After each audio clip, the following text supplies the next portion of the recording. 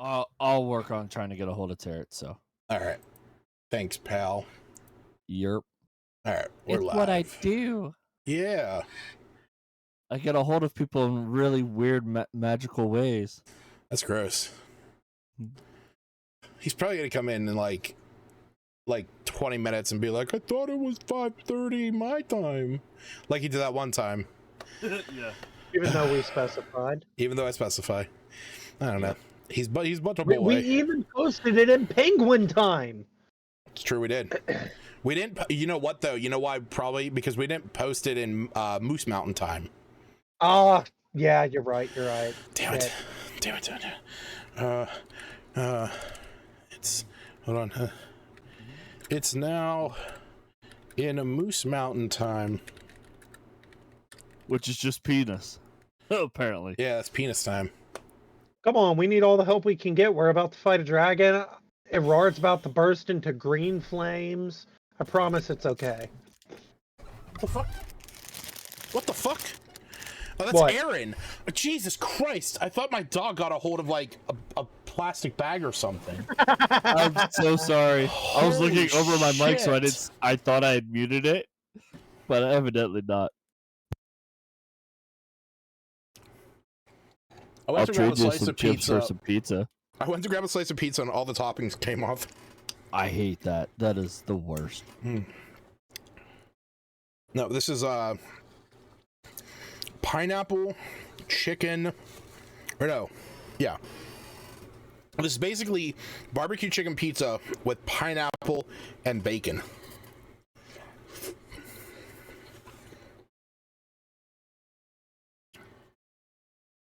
It's good shit.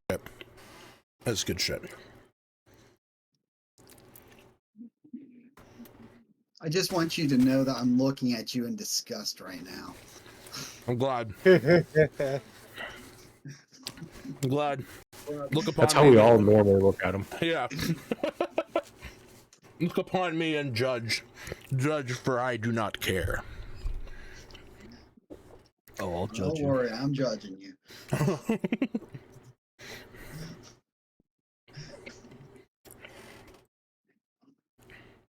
All right. So, yeah, quick recap from last session. You guys fought a bunch of Duragar as well as an Umber Hulk.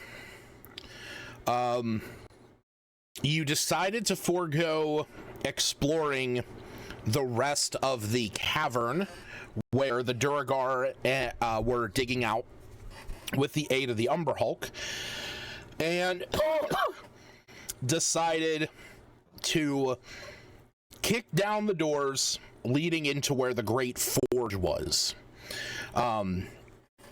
When you did, there were two dwarves waiting at the entrance, these two right here, who then immediately cast spells, beguiling Smith and Wu.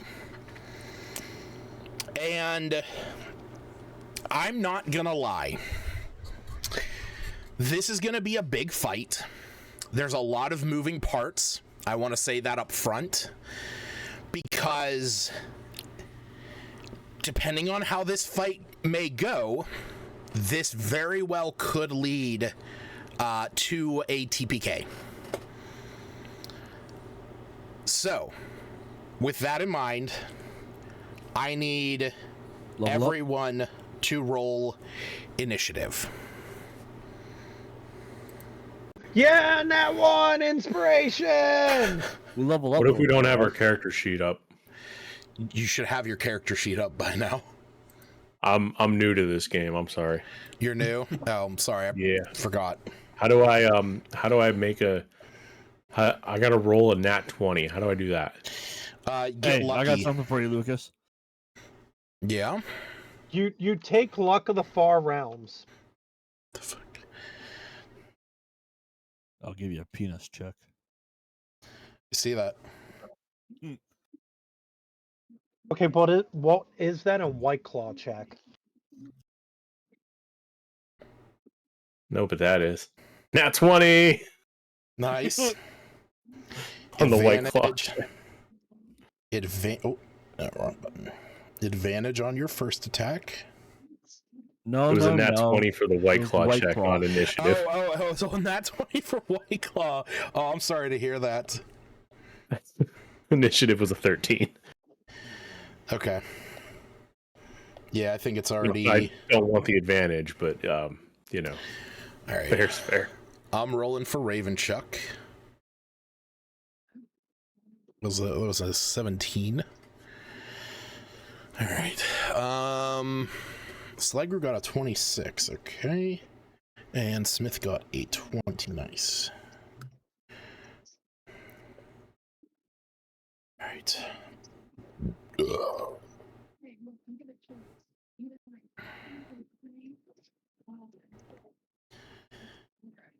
Is this a bad time to say I don't have any spell slots?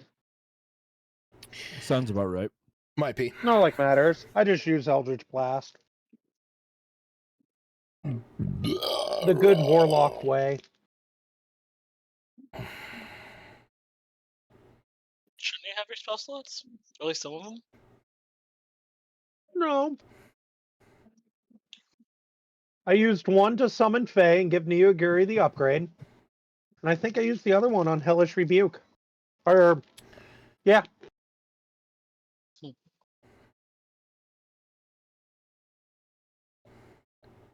But Neoguri's still upgraded, so.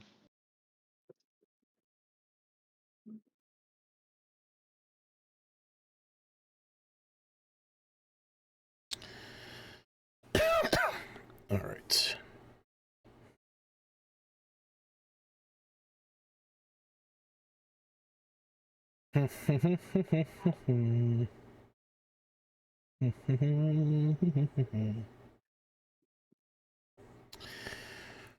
Okay.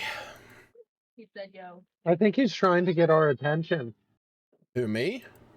No, William. He Oh. was trying to talk to Nona, well, as talking as babbling goes, and she turned her back to him because she was doing something, and he just yelled violently.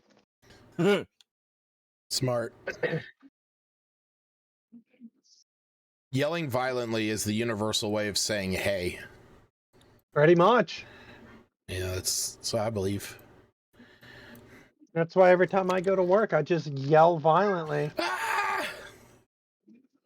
As soon as I walk in the door, ah! I just start crying. Oh, that's just, oh my god. Remind me next time. I gotta send you guys pictures of our back room. I was off for 2 Ew. days and they didn't do anything. Oof. Bruh. All right. I got everything rolled up. If I start So- moving shit accidentally, let me know. Are you touching a controller? I am. You motherfucker. All But right. nothing's moved so far, so. Yeah, no, everything's good for right now. As long as you have the controller set to big picture mode of Steam, it shouldn't move anything because it Okay, overrides I guess everything that's else. Okay, well, I'm not playing on Steam. What are you playing? Playing on Xbox. Oh. So I Oh, didn't well know then- if that still messed with things or not. No, that won't cause an issue. Okay. I just didn't know. What are if you it was like- playing? Look at my name and I'll tell you. Playing Starfield like a little loser. He's not wrong. The fuck? Could be worse. He could be just playing Baldur's Gate while playing D&D. Ooh, that's a good idea. Okay. Let's run the Dark Urge campaign. Yeah, that's what I thought. Okay. Lucas, you can split your screen, right? Have one half be Baldur's Gate, the other half be D&D. I mean, I guess I could if I like set my aspect ratios the right way. Okay. All right. with me before I continue doing what I was doing upstairs. Right. Give me just 1 second. 2, 3, 4, 5. Oh my god, Lucas, I am so sorry. I forgot to do this. Bukake. Okay. Bukake. Man, so glad you remembered. Honestly, don't worry. I found out last night that Lucas is affiliated. Oh yeah. Yeah, the fact that we had talked about it a few times. Yeah, I don't think I was around. I'm gonna buy a. I don't know. I think we talked about it. No, maybe not. I don't know. Anyway. All right. So.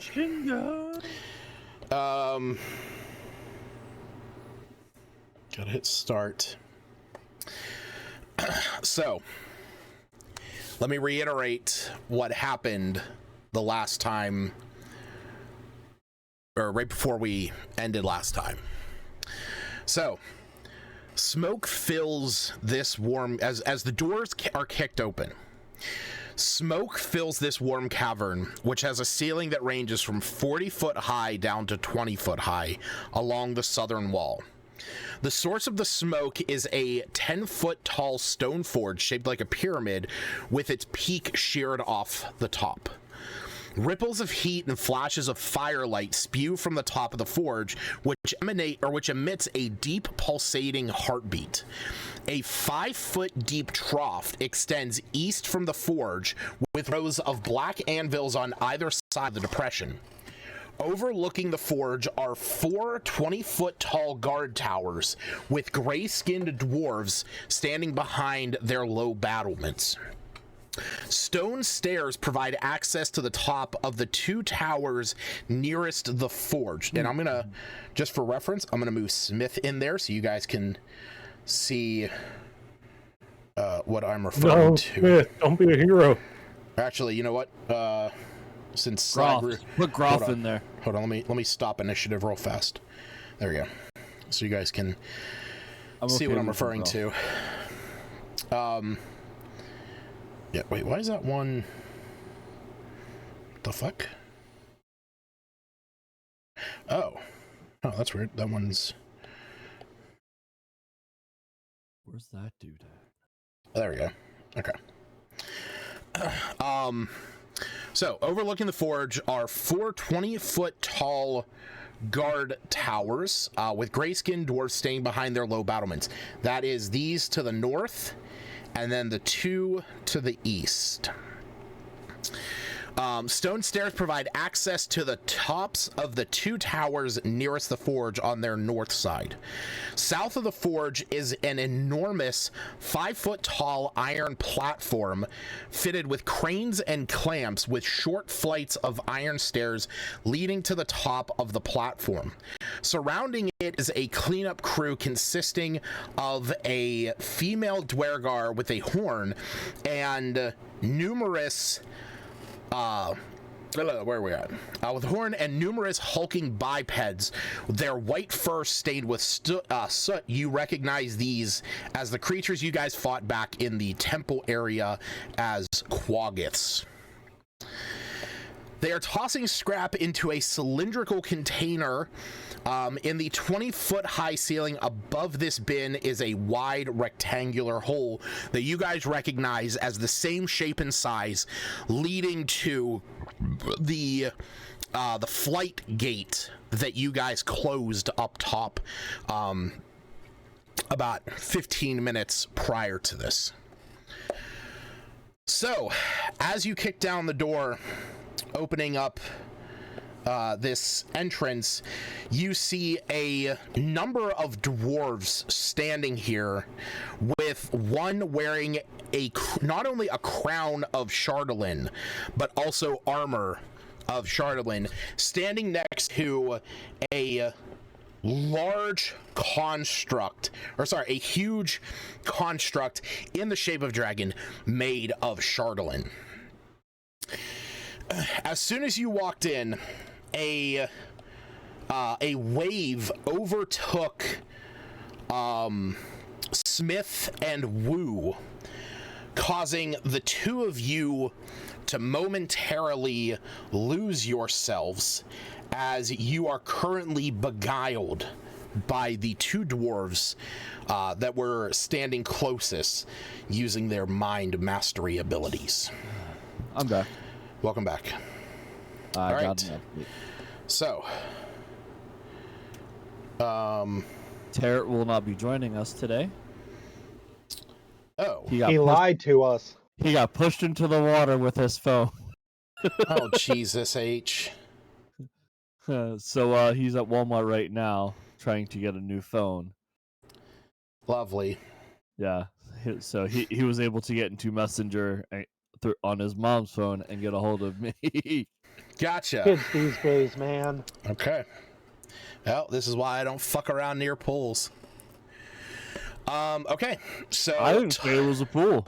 I just said it was water. Well, water. Okay. So, top of the order is Slagru. Slagru, you watch Smith and Wu kick open the doors. You then watch and immediately you regret it.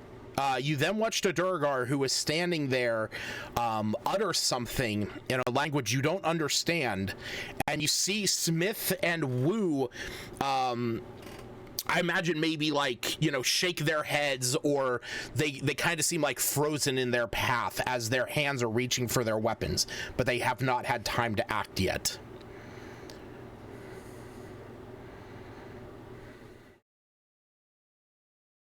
Glenn?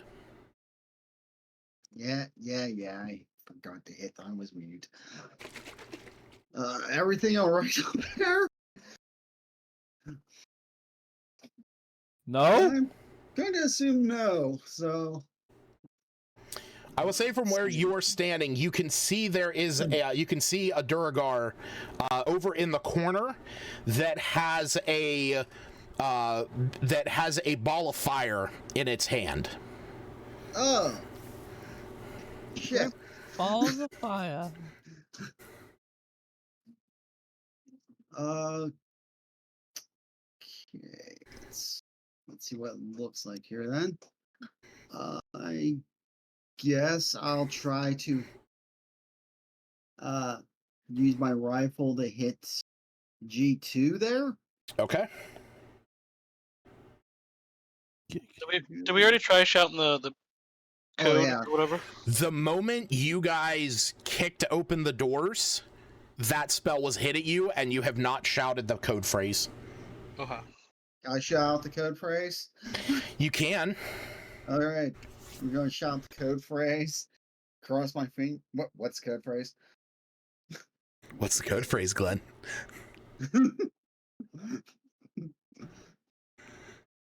Kaloo. What's the code phrase? It's the name of the beer. Right now, Smith, you cannot react in any way. Your mind is currently en route of just attacking the nearest creature. Alrighty. Glenn, roll a history check. Yeah, fun stuff of. Well, that worked great. Yeah, I don't remember what the. You only remember that it was the name of Musgart's ale. Yeah. Dark Lake Stout. No, I don't think that's right. Actually, that was right. Was it? I knew it was something stout. I didn't know if it was Dark Lake or like Moon Lake or something like that. Dark Lake Stout. I want to shout that out. Okay. Except here's the kicker. Time we referenced that was July 30th. Doesn't have to be yelled out in Dwarvish. I can speak Dwarvish. Oh, okay. No, that's cool. I just yell out Dark Lake Stout out in Dwarvish. Okay. Coolio. After that, what do you do? And then I take a shot at G2. Yeah, G2. Okay. Okay, so we're going to. Oh, I was getting a bag of chips whenever I said that. I actually have it in my notes, and it's just marked as phrase to get possible allies. There you go. I'm going to assume that's a miss. That's a 10. That does miss. All right. Tony, why didn't you help? He looks at you and he's like, you should have taken aim. Do you want to use your bonus action to do steady aim for?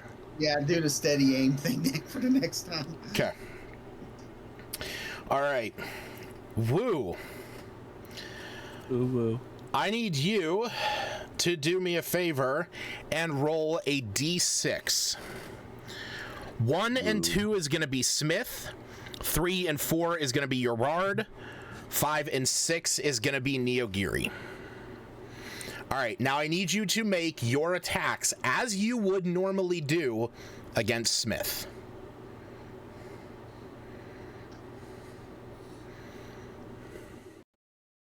This is going great. Okay. I'm going to go large, like I normally would. Mm-hmm. And that's bonus action to do that. And then 2 attacks to Smithy Boy.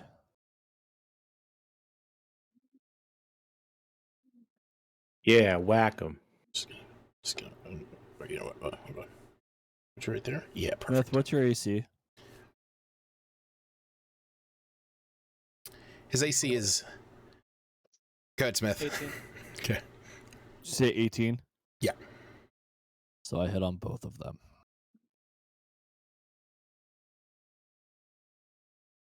Why? Why do I have to do so much damage?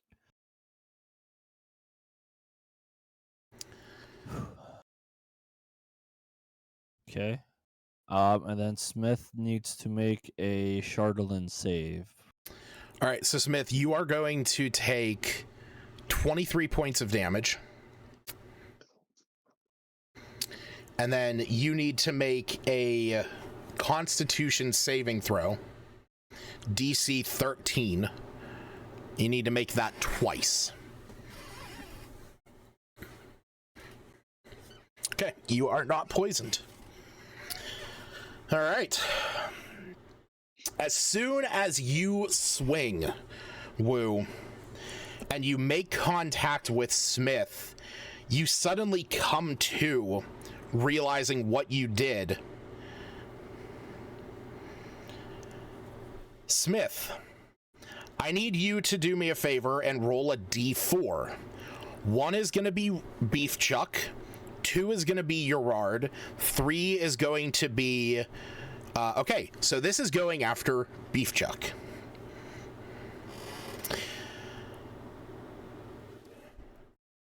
Raging attack. Okay. You enter a rage and go ahead and attack.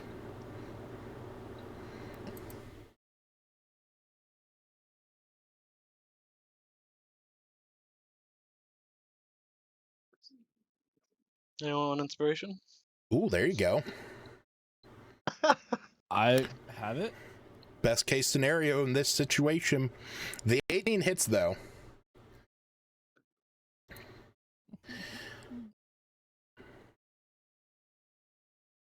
All right, wow. That Divine Fury.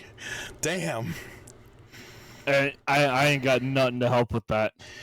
And on top of that, there's +2 with that, so that's going to be 26 points of damage hitting into Beef Chuck.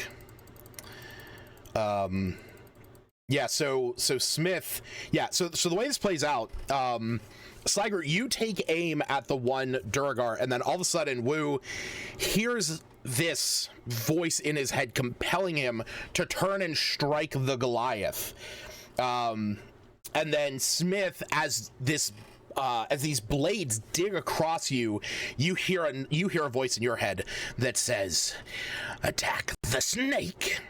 And you just instantly turn around and carry your blade through Beef Chuck, causing a massive tear into his iron hide, or his steel hide, as Beef Chuck is down to 4 hit points. Good God, man. The moment that happens, though, you suddenly come to and realize what has just happened. All right. Can I move? You cannot. It is, yeah, it's just that on your turn, you use your action to attack randomly, and then it is the end of your turn. All right, you hear some shouting coming from the far side of the forge area. And then you see the dragon here, standing on its platform, begin to shift and move, and it begins to pull up at the chains that are binding it, as you hear Zardarok, the one wearing the Shardolin crown. He begins shouting something in Undercommon. And as he does, you see the Shardolin dragon pulling up these chains, and excuse me. It is going to look over towards the hall that you are all standing in, and I need to put something.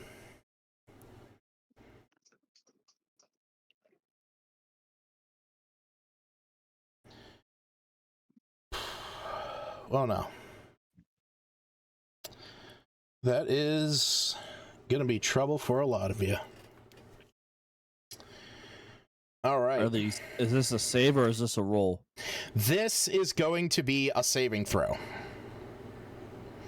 So, so I need, I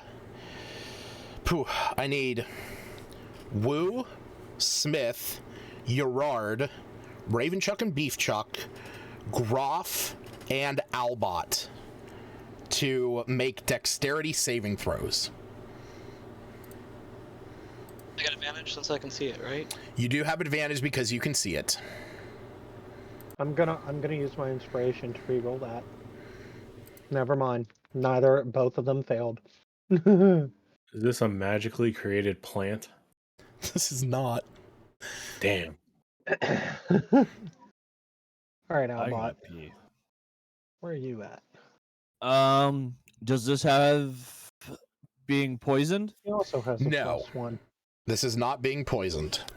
Albot also Is failed. it being poisoned? It is not being poisoned. Damn. You said dex save, right? I'd say dexterity save, yes. Sorry, I'm thinking like I have to pee right now, and I'm doing like the little wiggles in my chair. So I feel that. I'll be right back. Okay. Wow. Can I have advantage? No? Why? Because I don't think 10 was enough. 10 was not enough. Do you have anything that gives you advantage? No. I do have inspiration. You could use inspiration. I fear that I should probably use the inspiration. I'm gonna do that. Okay. If anybody wants to use their inspiration, go ahead and use your Yeah, inspiration. that's a little better. Oh, nice. Yeah, that's actually considerably better.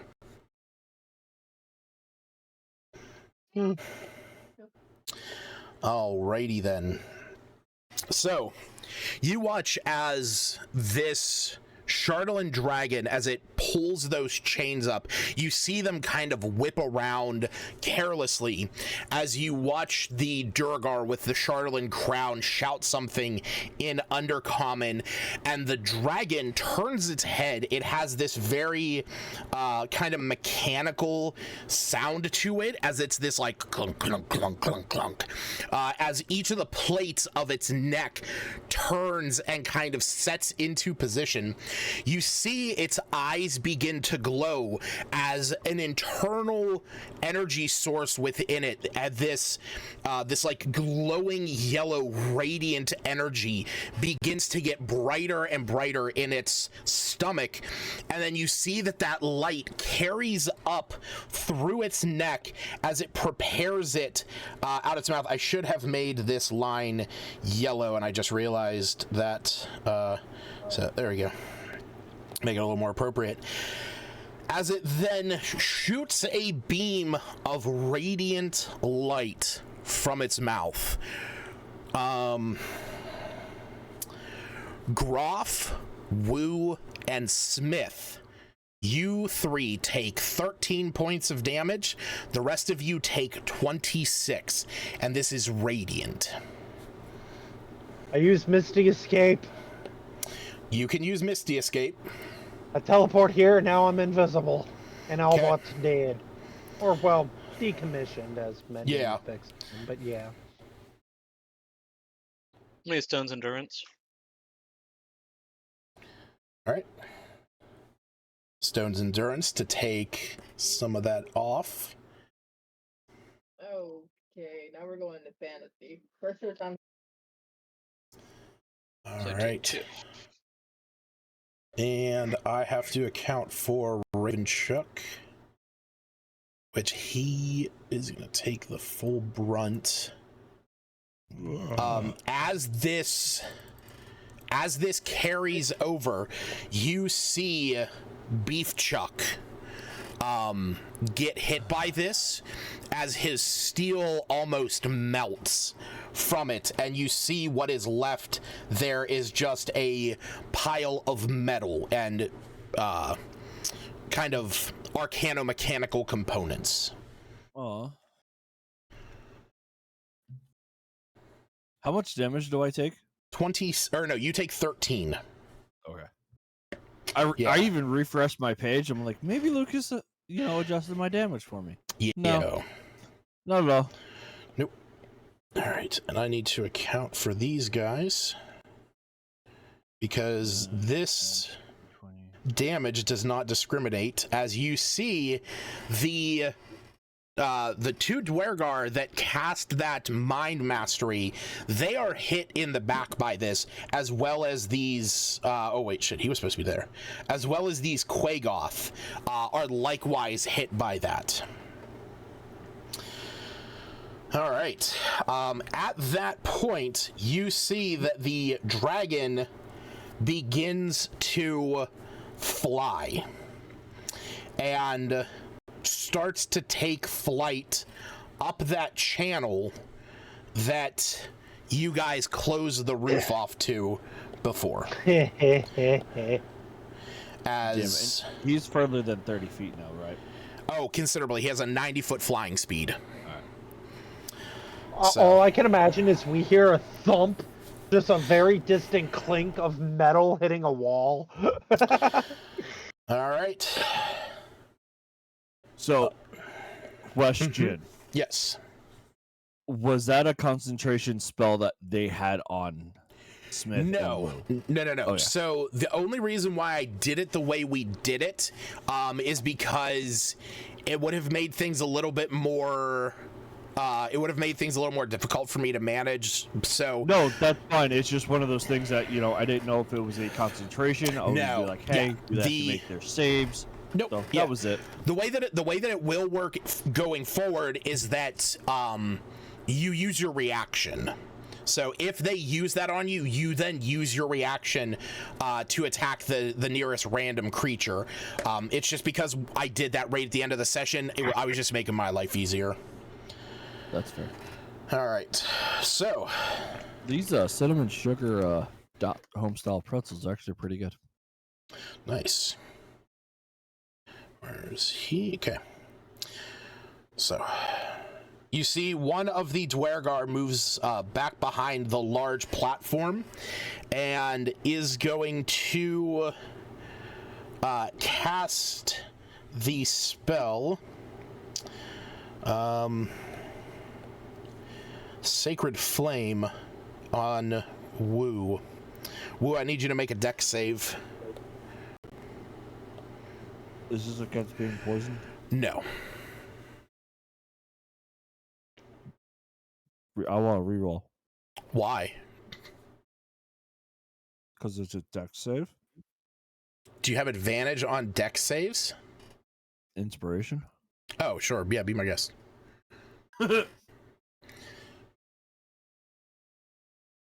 Okay. You are not hit by the Sacred Flame. Okay. Up next is the leader himself, who goes and stands. Hi, Bo. Goes and stands on the center platform, and you see that he mutters something, growing in size to match that of Wu. Is he within 30 feet of me? Yeah. Okay. At that, he is going to attack Wu twice with his Eldritch Blast. That's a nat 20. Actually, both of those Reroll. hit. Motherfucker. How many of those do you have? Don't worry about it. Okay. Well, that's a soft 20. All right. Well, at least... damn it. Okay. You're going to take 12 points of force damage, as both of them still did hit you. That's fine. Okay. I just don't want that crit. I understand. All right. Where the fuck is this one? Okay. Well, if he was in your butt, you'd know. If he was in my butt, I would know. All right. So...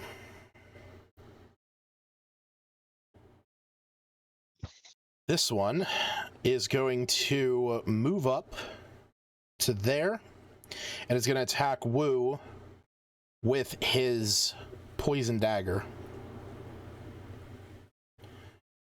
Yeah. Both of those miss. The second one is going to move up into this corner and attack Smith.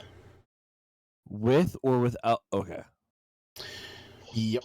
I was going to say with or without provoking opportunity attack. Yeah, without. All right, one of those is going to hit. Smith, you're going to take 3 points of piercing, but then you are going to take 7 points of psychic. As I will have to be careful about how the damage being dealt by them is.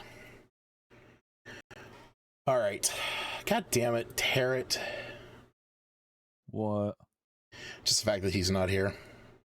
If he's able to be here, he will once he gets his new phone set up. But Okay. I told him, well, he's like, I'll get a hold of Lucas later and apologize. And It's fine. well, It's I guess- fine. okay. Shit happens. Yeah. All right. Let me look at something here. Okay. Yep.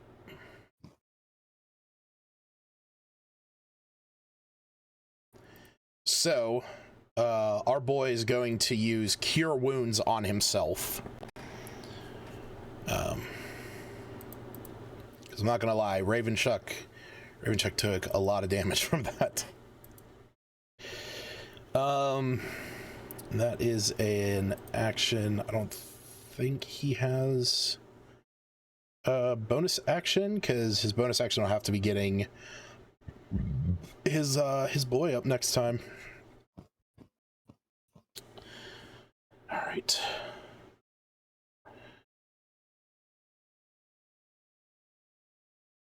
And just moving some guys into position. All right.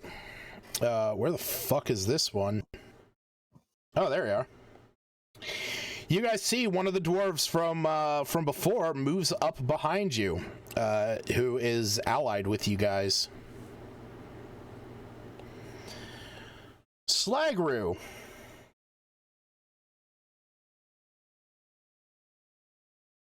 You are targeted with a javelin, but it misses. Oh, this crap again. This crap, that's right.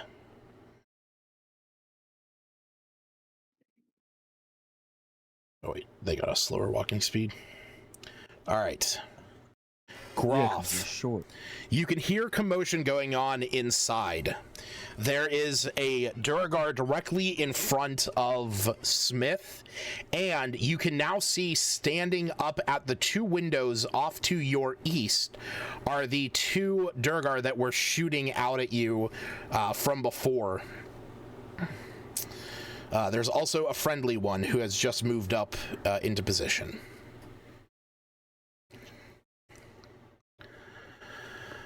Justin. Sorry, I was doing laundry. What? It is your turn. There are two Duragar standing up on a 20-foot high platform that are throwing javelins down at you guys. They're not going to be doing that for much longer. That's going to be my immediate. Okay. What's the real quick? What's the circle? The greenish circle. The greenish circle is Smith's. That's his invisibility blocking lantern of revealing. Okay, so that's not going to affect me. All right. No.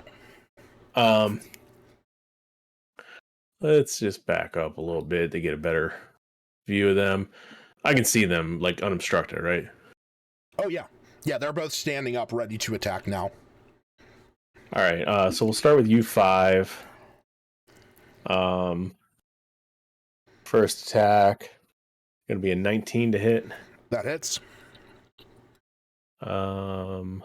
Second attack be a 29 to hit. Yep. And the third attack will be a 13 to hit. That one's gonna miss. Okay. So it's gonna be a grand total of 24 damage to U5. All right. Is it me or is anybody else not seeing his rolls? I'm seeing them. Huh. Do you have your rolls set to private, Justin? Nope. No, Does everyone? I see them. Yeah. Huh. Blessed Blow 18, Blessed Bow 28, then 12, then 11, then 6, then 7. Maybe just refresh your page, Aaron. Oh, I did, and then I closed it and reloaded it. Oh, Weird. maybe switch to Mac OS. Weird. Oh, you know what? No, for some reason they're not showing up on the VTT. That's why.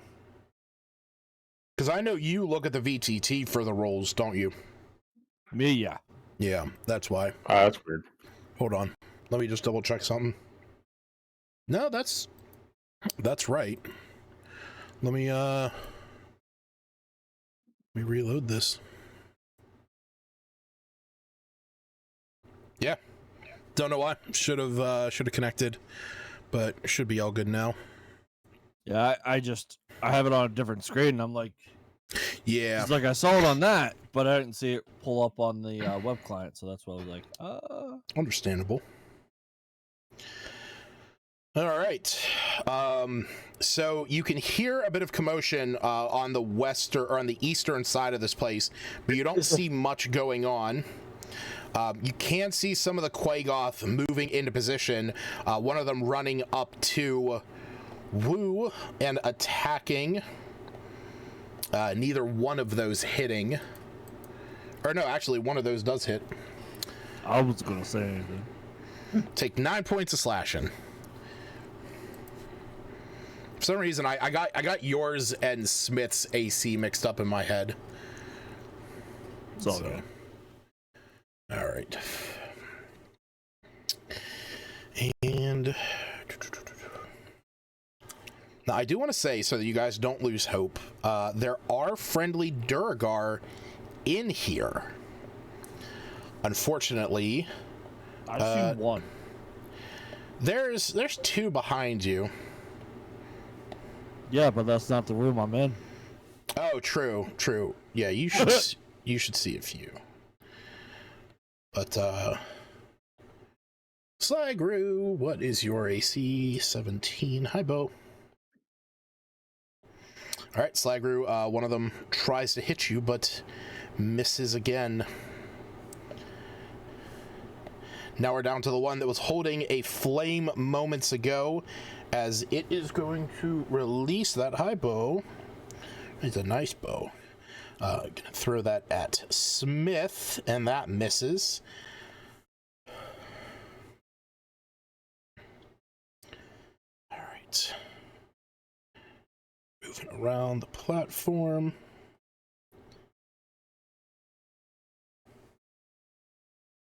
Quagoth moves up to attack Woo.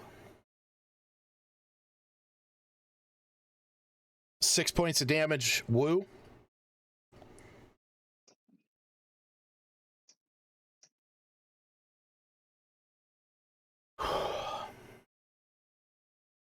These ones back here chomping at the bit.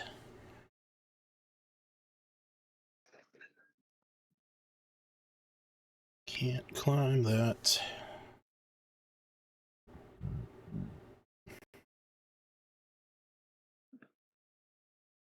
All right. And now we are on to Urard's turn. Oh boy.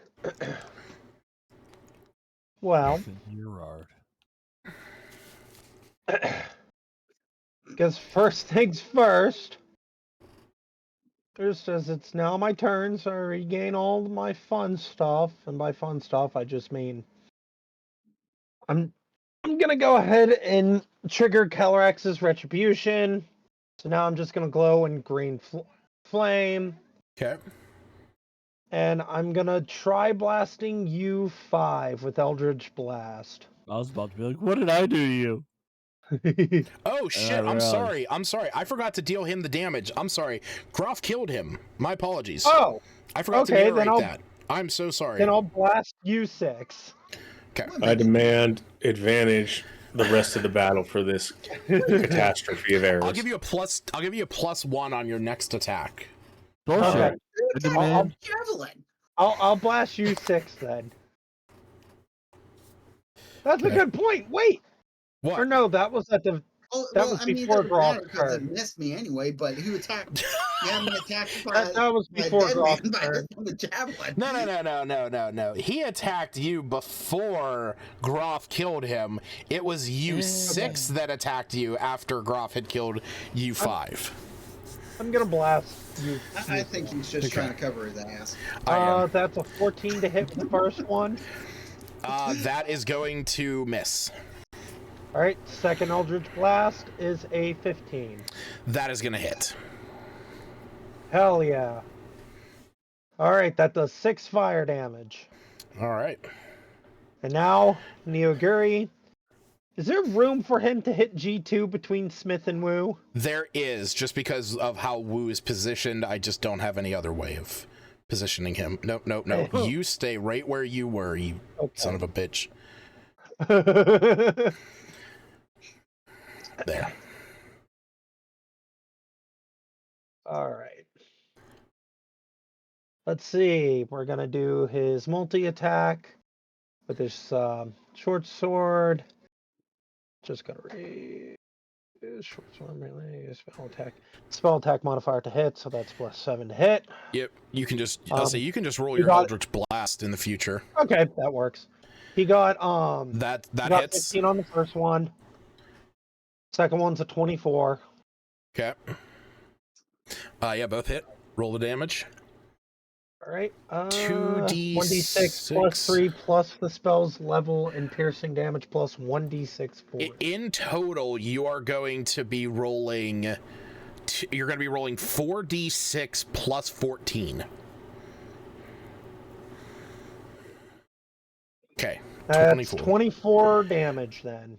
All right. So In between Neogiri, piercing force, whichever. yeah, Neogiri runs up, and you see that he does this kind of like cool anime move where he like almost like blinks out for a moment and then appears in between Smith and Wu with his blade just in the stomach of this one who slides off of the blade and falls to the floor. While you were studying with the Eldritch Horrors, I was studying the blade. Wow. Neogiri needs the fedora of resplendency. The Trailblazer. It was a Trailblazer, wasn't it? No, it was a trilby. It was a trilby. Yes. The trilby of resplendency. Yep. Yeah, it was. Teleport behind you. Yeah. Yes, here it was. Katanas are underpowered. You summon a spectral weapon in the form of a katana. It lasts for a single attack, deals 1d8 plus charisma. To activate, face your opponent and say, while you insert their last action here, I studied the blade. Oh, God. What a time to be alive. Okay, he is dead. Neogiri still has some movement if you want to move him anymore. I'll just kind of keep him in the doorway to try and prevent them from coming back, because he has a good bit of health points, because technically speaking, he's currently at 56 hit points. Is he? Okay. Because he mega evolved, and we argued once that hits 0, he just goes back to normal, because then he's just a familiar. Right. Yeah, because once he drops out of his mega evolution. Yeah. Yep. I gotcha. That was the argument. Oh, I just thought of something stupid I could do. I'll do that next turn then. All right. Unless you will let me do it this turn, since technically I just ended it and nothing else. What do you want to do? What do you want to do? I want to use an item. No. That's what do you want to do? I want to open up a fish tin and summon a plesiosaurus to help out. You can do that on your next turn, because that is a full action. Okay, that's what I needed to know. Okay. All right. So another one of these keepers of the flame is going to move up. I have to see that range. Okay. Woo. I need you to make a wisdom saving throw. Is it against being poisoned? If it is against being poisoned, I will let you know. And it is not. I'm fucked. You hear a voice in your head. It is not necessarily something you understand, but you understand, you don't understand the words, but you understand the desire it is imposing upon you, and that is for you to drop your weapons. And you are commanded, those around see Wu standing there, and he drops his 2 Chardolin blades to the floor.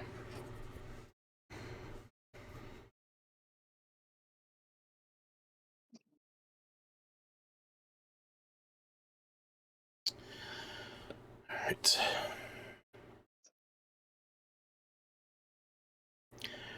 Slagru, it is your turn. There is one that is continuously throwing down javelins at you. I want to move towards a little bit towards Groff to get away a little bit further away from him, so he's not throwing those things at me. Okay. No. And then I want to take a shot at him. Okay. Let's see. Hopefully I get something better than I did last time. 18. That hits. Oh, cool. All right. twice. I don't accident. Oh, keep in mind you have advantage. So, because you used your steady aim last time. Oh. Okay. So, yeah. Okay, I got 20 on damage. Do I have sneak attack on this or no? Well, roll your advantage attack. Because if you get an at 20. Oh. That just the same thing? Yeah, it's just another to hit. Yeah, you're just rolling both.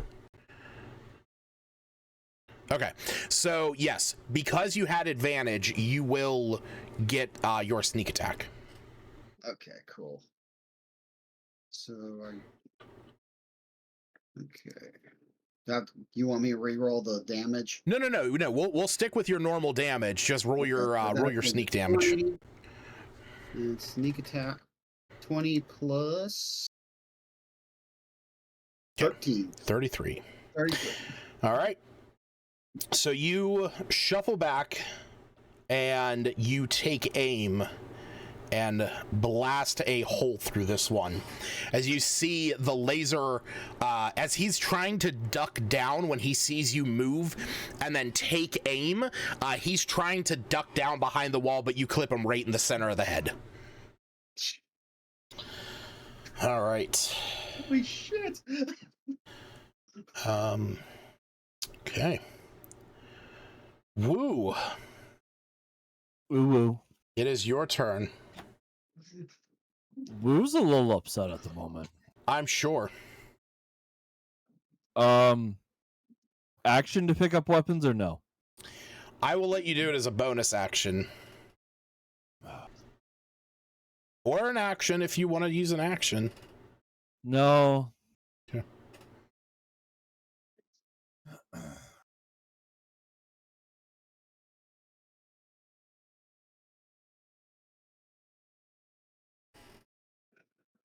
I'll do it as a bonus action. Okay. And I'll hit Q7 hasn't been attacked yet, has it? Both of them have been attacked. Oh, they both have? Yes. What's worse? Those two or G1? You mean in hit point wise? Looks wise. Well, the Quagoths you have already fought. They look like bipedal, monstrosities. Which ones look more bloodied? I mean, Which looks like they have taken more damage. One of the Quagoths looks about as bloodied as the Duragar. That now, keep in mind, this is the one that used that mind mastery ability on you. Okay, I'm hitting him. Okay.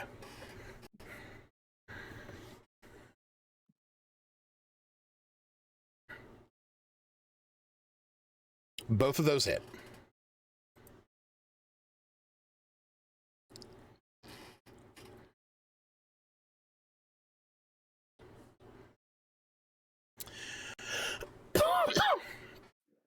Okay, so you did enough damage with the first attack to kill him.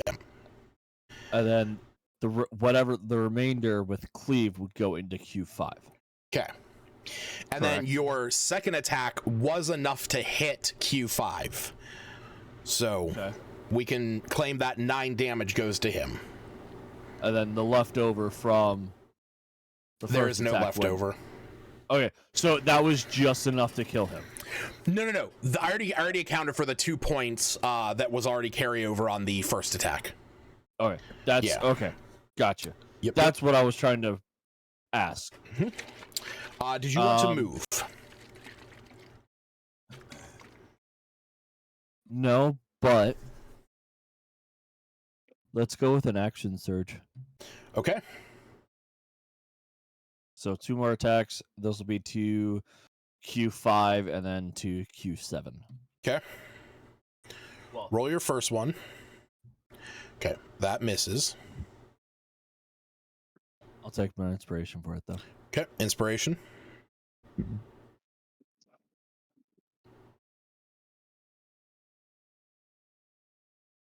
Second attack hits.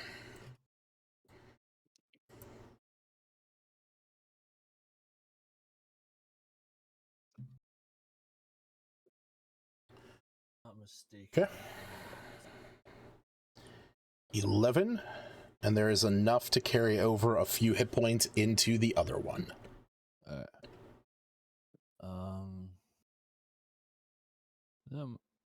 Maybe if I can. Can you move my character over into the corner? Like that? No, other corner. Like that? Yes. Okay. I tried to move him, but Yeah, I know. I just- You were technically stuck in a very small space that this wall comprises. Every time I try to grab him, I'm moving the entire map. I'm like, God damn it. Yeah, you were very much stuck in a little space. That's all I got. All right, Smith, it's your turn. I also yell at Smith. I'm sorry. I was not in my right mind. I'll just kind of nod at Woo and head down to left of Q7 or bottom left of Q7. Yeah. Okay. Now if I attack Q7's been hit. How about D5? D5 has not been touched. Q7 has been hit. All right. Let's maybe do some cleave action. Let's see. Pull this off. Let's do attack on G or Q7. Okay. I'm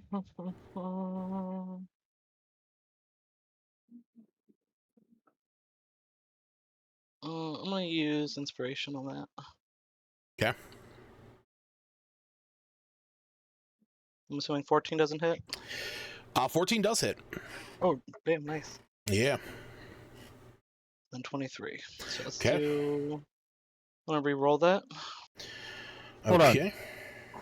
Would a 13 have hit Q7? A 13. Oh, you know what? Actually, yeah. No, you're right. Oh, you're right. I'm sorry. I didn't even realize that. Yes, a 13 did hit, so you didn't have to re-roll that, so you can hold on to your inspiration. Oh, thank you. Yeah, good call. See? I got you, Smith. Thanks. Yeah. All right, so that is 14 damage. Well, 16. 16, Yeah, Divine sorry. Fury. Damn. Okay. Does that do enough? He is just standing in. All right, let's do another. Oh, I rolled. Do you see my second attack? 23. 23, yes. Oh. Well. Okay, but that is enough to carry or to kill him, which will allow you to turn and cleave at D5. Which would do 8 to him. Which 10 would to do him? 8 to him. Or sorry, 10. You're right, 10. Okay. Yep. All right. Can I move one more spot down, I guess? Sure. No, leave me there. Leave me Okay. there. Yeah, sorry. Coolio. Okay. You can hear there is still continued shouting over on the eastern side. Eastern side?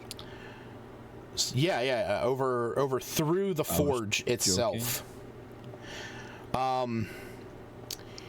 You watch as Smith from across the forge, you know what, actually, let me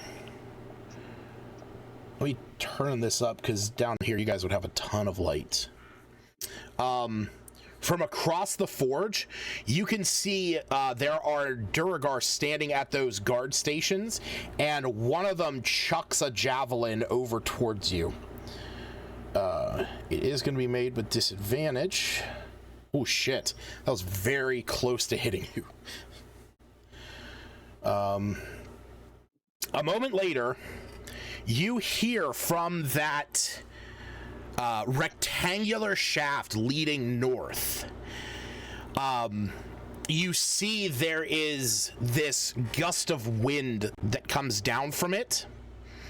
And then a moment later, you hear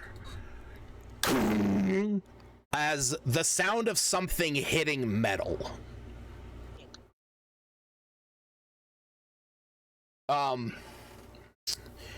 When that sound goes off, you can see there's a look of confusion from everyone in the room.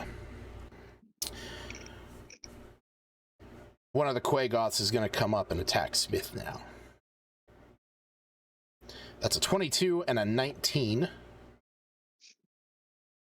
Smith, you are going to take 6 points of damage. That's with your rage taken into account.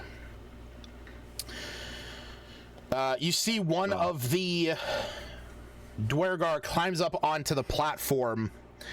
Or, actually, he is going to run down, and you see that he shouts something over to Zardarok. Zardarok gets this look of confusion and begins shouting in shouting in Undercommon to all of these other Dwergar in here, and you can see he is extremely frazzled by what is going on. The dragon just hit the ceiling, didn't it? With that, he turns around and looks at all of you and screams, "You think you can stop my plan? Icewind Dale will be mine!" And he is going to...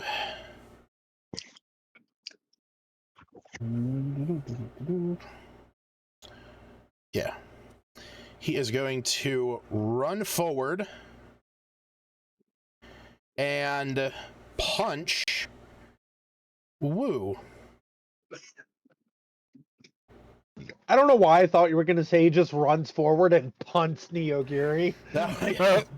No, so he runs up to Woo, and you see he has these spiked gauntlets that are made of Chardolin.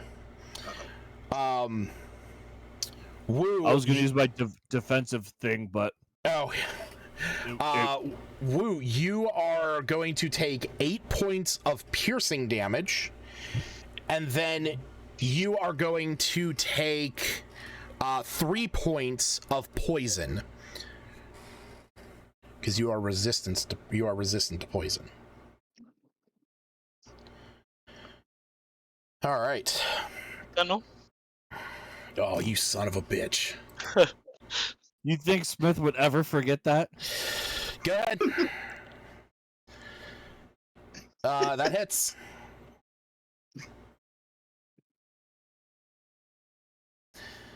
All right. Hold on. I ain't done. I need you to make a wisdom saving throw 13.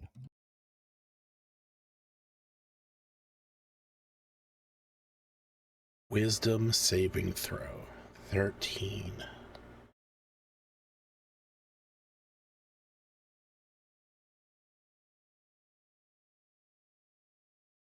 That is a 23. Fuck. Okay.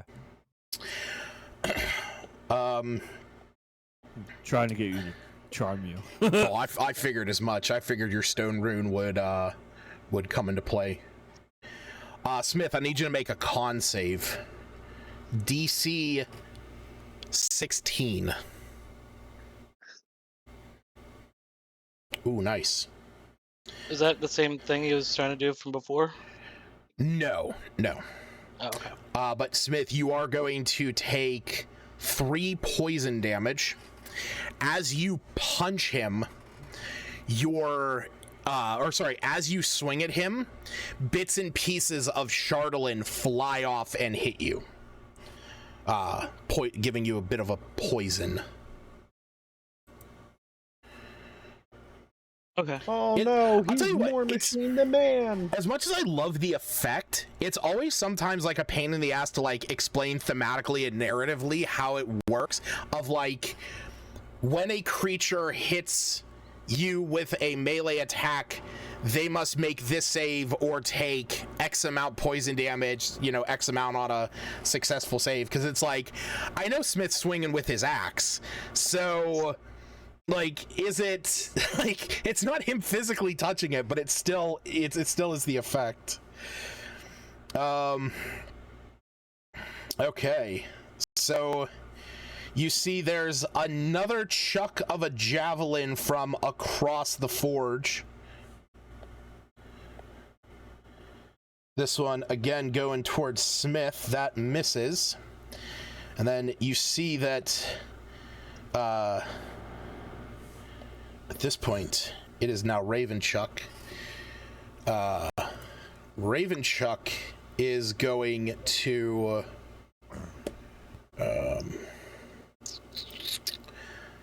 yeah. Okay. What is Ravenchuck gonna do?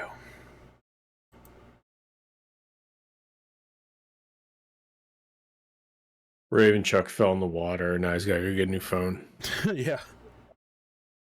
You know what? Actually, I think Ravenchuck would probably use Catapult. So that is what we're gonna do, and this is gonna be. I think you'd use Mend on.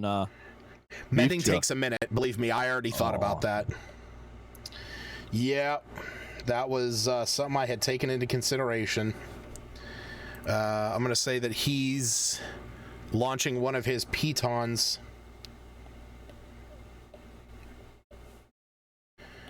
All right. So you see, with all of this commotion going on, of Zardarok running forth, you see these ones that were casting command and shooting the fireballs. They seem a bit in a tizzy, and they are running towards a door on the backside of this room, and you see that two of them dip, or that yeah. There's the other one. They run across the room, dipping into there.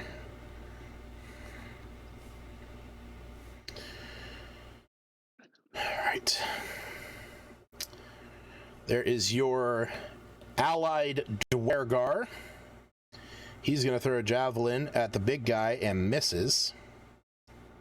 Oh my god, where did they get these guys from? From the Underdark. All right. This guy doesn't have a lot of movement. Groff, it is your turn. There is a large Dwergar wearing Chardalyn armor standing in the doorway fighting Wu. You can see Smith is on the other side of him, and the rest of your party is on the side you're on. Is U14's on our side. Okay. Yeah. See. So is this guy. The Wu guy, he's on our side? Yeah, I don't know, he totally. doesn't act like it. Unfortunately. Q5's the big one, right? That is X1. That's X1. Okay, well, the big one. Move those dead bodies from underneath. See, the funny thing is on my side, I don't see the dead bodies on top of them, but I They look understand. X1. Yeah, I understand that can be an issue. All right. Yeah. So my two shots will go against X1. Okay. That's gonna be a 19 and 18. Both of those hit.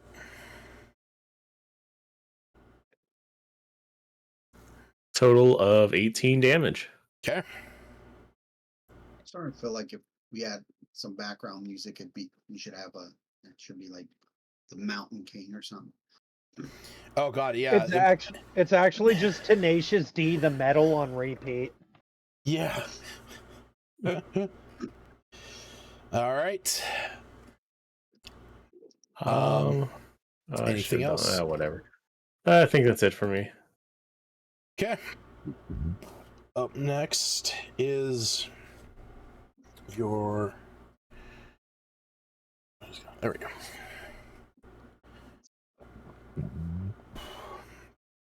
go. Smith and Wu. Being that the two of you are the ones in that room, you can see that across the forge, you can now see one of the Duragar over there takes a swing with their war pick at one of the ones that's been throwing javelins. Hitting him in the face for 6 points of damage. I was like, can I request to be in half damage? You just rip one of the eyes out. Oh god. Here, wait. Let me see here. Where is it? This might get a little loud for some of you, so just, you know, be wary. Oh, did you bring in Kenku? Yeah. Oh my god, my eardrums! I've had him set to 20 since. Yeah, I know. Set the sounds of it, you know, to your want. The only time it was turned up was whenever I had you blaring pirate music. Yeah.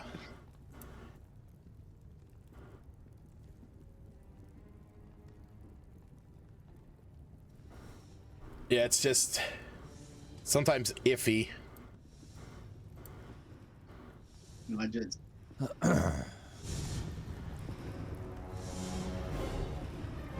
you just make sure we don't get DCMA done with. Yeah, you're telling me. That's just on there. Oh, actually, yeah, no, we're gonna take that off. That one was from a video game. The one that's playing in the background right now is from Michael Gelfi, who I've used his music before. So it's just more the sound of like ambiance than anything else. Oh wait, actually, I have an idea. Here it is. His epic combat music. Fuck yeah.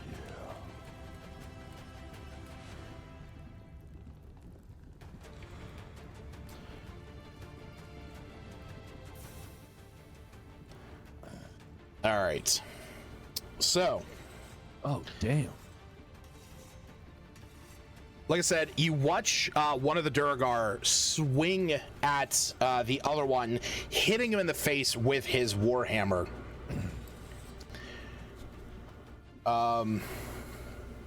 At this, a Quagoth is going to run across this platform, snarling in your direction.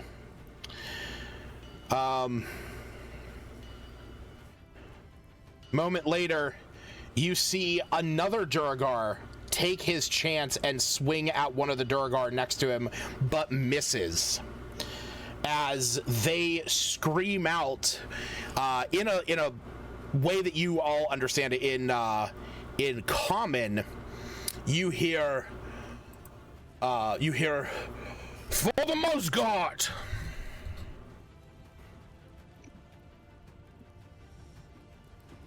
At which point you see, as he's saying that, one of the Dwergar in another tower throws a javelin at him, but misses. They're having an internal debacle. Remember to tell that lady to teach her people how to throw a javelin. Yeah. Smith.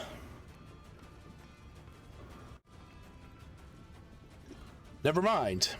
You are not taking damage today.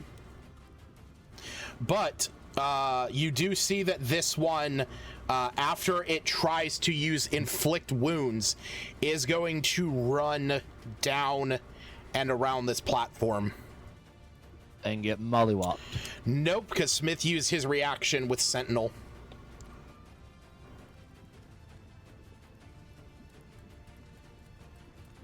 All right. This one is going to move up.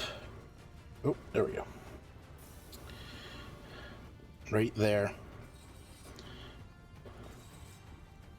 What the hell is that? It's the sound of combat. I'm like, I wasn't sure if that was the Kenku or if that was my game. I'm like, what the fuck? This is, Hey, an Earth AK. yeah, here we go. Yeah, all rights reserved by Michael Gelfie. Post that in the chat there. All right, I need to make a cube. The fuck does Justin want this fucking dingleberry? Oh, he needs to be there.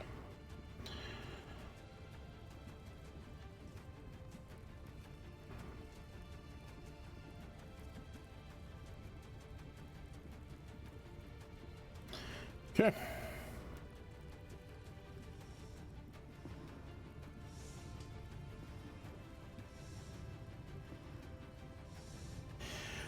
So, you see that this one, the one that just moved up, you can see that it was taking an extreme deep breath. This Dwergar appears to be made out of stone or some inanimate object. As it moves up, its jaw unhinges and it lets out this sonic scream that attempts to disorient Wu and Smith. I need the two of you to make strength saving throws. No. I got advantage on that? No, you get advantage on dexterity saving throws from effects that you can see. This is for strength. Strength he is check? raging, though.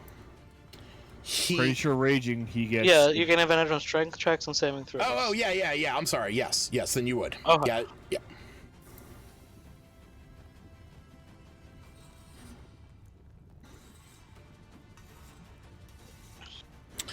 All right. Wait, no. There we are. I also get advantage for being large. Okay. So, you are each going to take 5 points.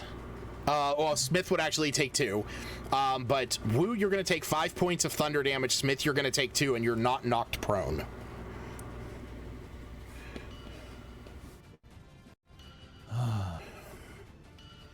Sounds like somebody's in the forge. That's what this is. Okay. Yeah. It's literally called Deep Forge and 1 hour epic combat.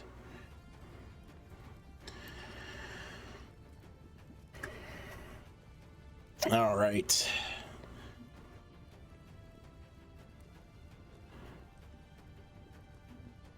You, sir, are going to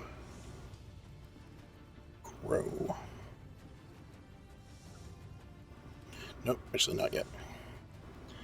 But he is going to swing. All right. You guys watch, Smith and Wu, you watch as the chaos is ensuing on those 20-foot high towers across from you, as the one that shouted out for the Musgart is hit in the back of the head with a warhammer. Oh, no bueno. All right.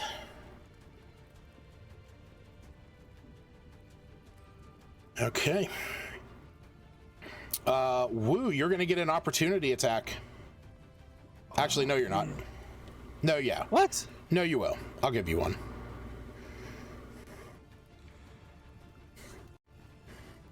God damn it. I keep forgetting I have to pause my game in order to use my mouse. Oh, wait, never mind. Hold on. No, actually you wouldn't. You don't have your reaction back yet. You used your reaction for Stone Rune on Zardarok. Okay, never mind then. Jared. Dang it. Yes. One of these Quagoths is going after Neogiri. The hell he is. But that He just said he was. That is a 14 to hit, and I know that one hits. Neogiri's going to take 7 points of slashing damage. 7 points? 7 points. Hey, I need that Greyguard to go ahead and roll dex saving throw. Okay. 12.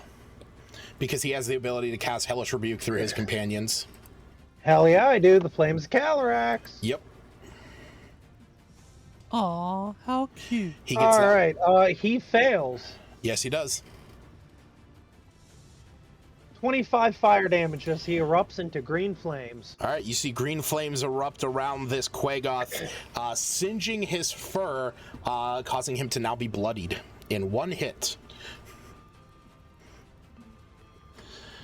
All right.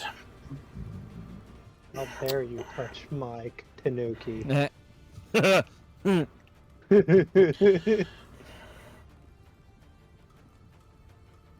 God damn it.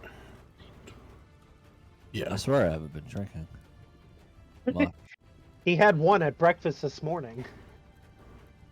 Today have been good. I haven't had any. This one is going after Ravenchuck. And one of those hits. Ravenchuck's going to take 6 points of damage.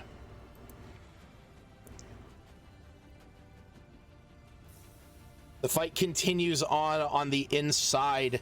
As you can see, there is a Duragar on the far side that appears torn and takes the risk swinging his war pick at one of the Duragar next to him, dishing out 4 points of damage.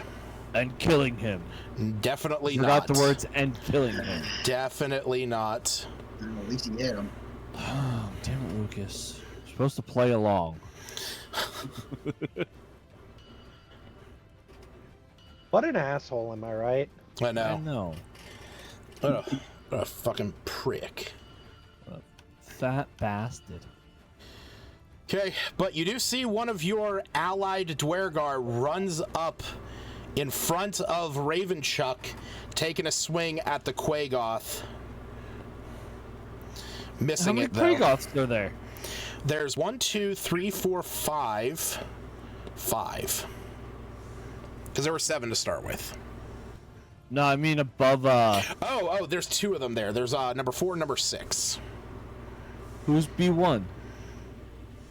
I don't know. Who is B1? I don't know. There's somebody underneath the B1. Oh, that's the dude that just moved. Oh, Jesus Christ. I was like, who the fuck? No, that's Beefchuck. Beefchuck be dead right now. Oh. Okay. Like, I couldn't tell the number underneath the boat. Yeah, Like, no, who is that's understandable. Gerard, it is your turn. About time.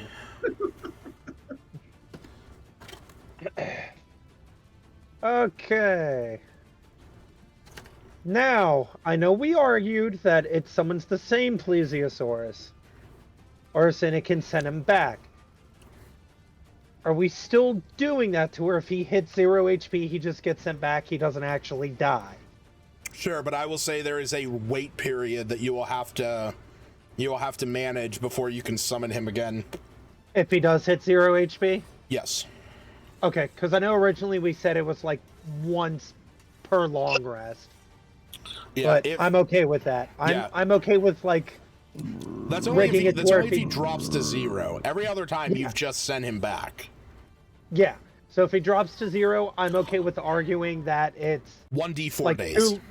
1d4 long rests, Yeah. days, whatever. Sure, I'm okay with that. 1d4 long rest days? I mean, days, long rests, all the same. All right, where you want this, Okay. boy? I'm okay with that.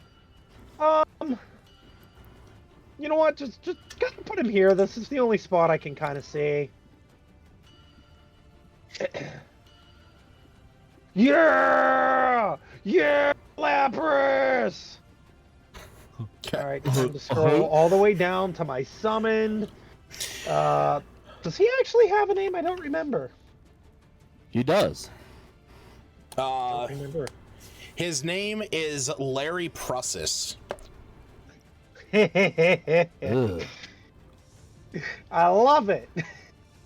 All right, that's all I can do as my action. Yeah, because I'm still glowing in green flame. Already did all that. Don't have any bonus actions. Well, okay. Let me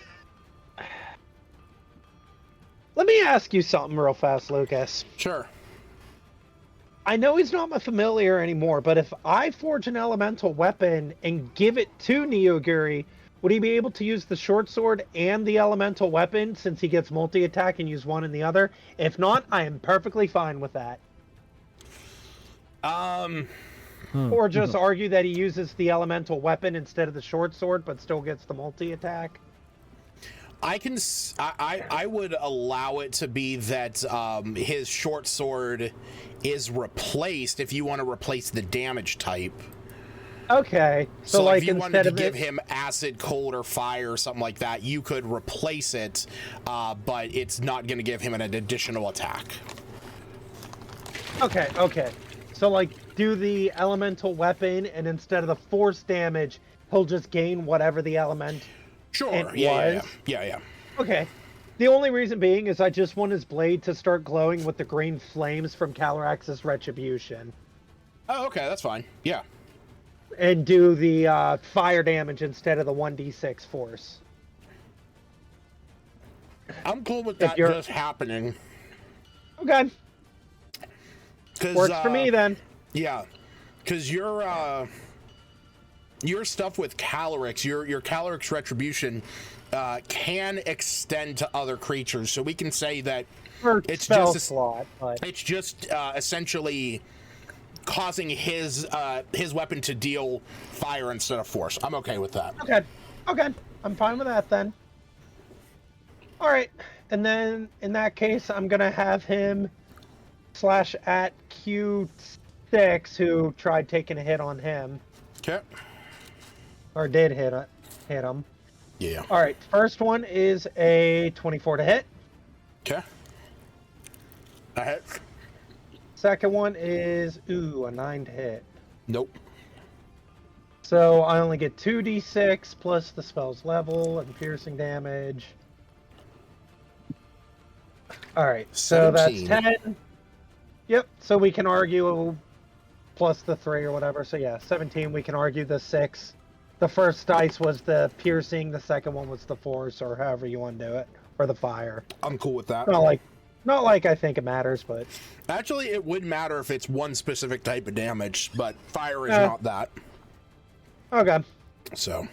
And now, Plesiosaur turn. Mm-hmm. You can plesio my sword. Wait a minute. Ew. All right. All he can do is a bite, so we're gonna have him bite at. We'll have him bite at Q1. Q1. Okay. There's a plus 6 to hit. That's 24 to hit. Wow. Jesus. Yeah, that hits. All right. 3d6 plus 4. Let's see if he eats it. He only does 10 piercing damage. Oh, plus the 4. 14 piercing. Sorry. Okay. All right. Yeah! Nice. Very nice.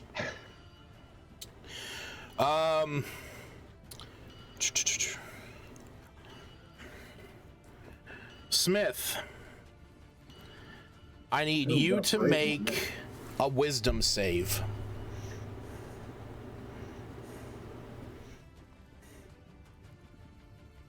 I'm assuming that fails. That does. I'm gonna re-roll it. Okay. That it would be, let's see here.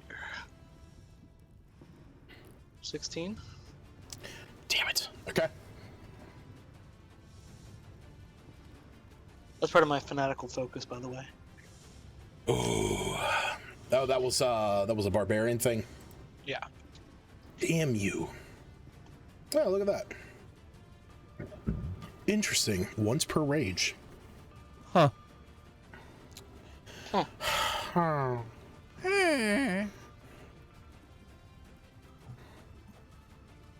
Okay.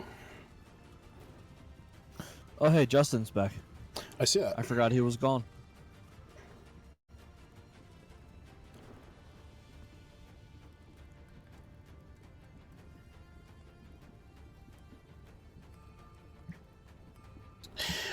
You hear some of the Dwergar in the back shouting in Undercommon.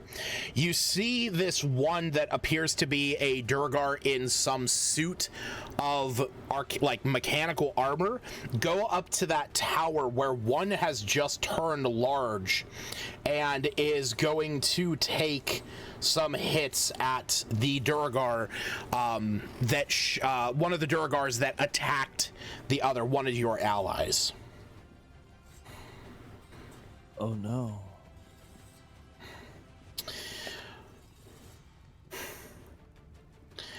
As this happens, you see that it goes up, claws him in the face, kind of holding his head down over the railing of this tower, and then puts this mechanical hammer behind his head, and you see that the end of the hammer shoots out with a piston as you see the Durgar's head becomes disconnected from its body, and this hammer shakes the head off of his claws. Bro, PG, bro. PG. Not PG. Affiliated, come here. on, man. Tarot's not here, so we're good. 13, Yeah, we're good. PG-13. Slagru, it's your turn. There are quaggots Okay. coming out ready to attack. I don't know why there's closets What's coming that? to attack. What did you Quaggots? just say? There are quaggots coming out to attack you and your friends. They're coming out of the closet. Oh, man. I'm so proud of them. When did jerks came up here and attacked? Not yet.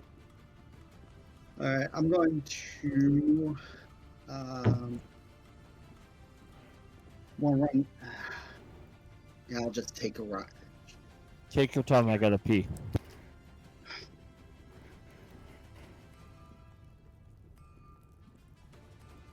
Yeah, I'll use the rifle again. Okay. I'm going to go for Q4. All right.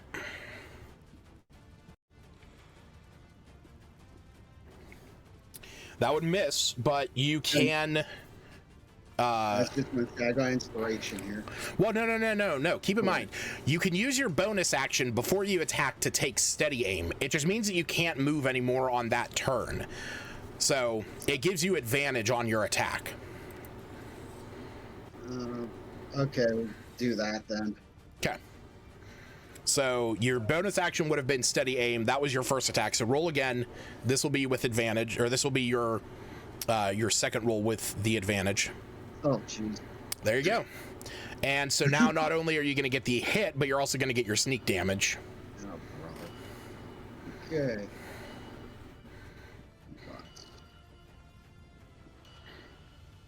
23 plus. And the sneak. Okay, 36 points of damage. You take aim over Raven Chuck's shoulders and fire the laser rifle at this quaggoth that is attacking him. You have direct line of sight on his face. As you shoot, you practically skin a line of fur off of him with this radiant burn that causes immense bleeding. I didn't kill him outright. You did not kill him. No. Yeah, unfortunately. He is bloodied, though. I will give you that. No, I've already had like 2 people I shot in the head, and now they don't have any Yeah. heads. All right, is Aaron back? No. You know, while he's in the bathroom, I'm going to go use the bathroom as well. I'll be right back. You were too quick. Well, while he's gone, let's everybody talk about our favorite fetishes. Penis. I know that's yours, buddy. Well, you see, I was really into armpits that one time. You know who has a good armpit? I Justin said and this as a joke, Smith. but now I'm terrified. Yeah, he would know. He did spend a lot of time in our armpits. That is true. I'm so sorry. Yeah, me too. Justin didn't realize how handsy I was.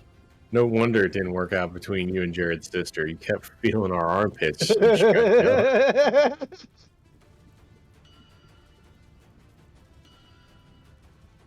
Hey, what I did on the side was none of her concern, okay? Beg your pardon? So you gave her a, armpit disease. Yeah.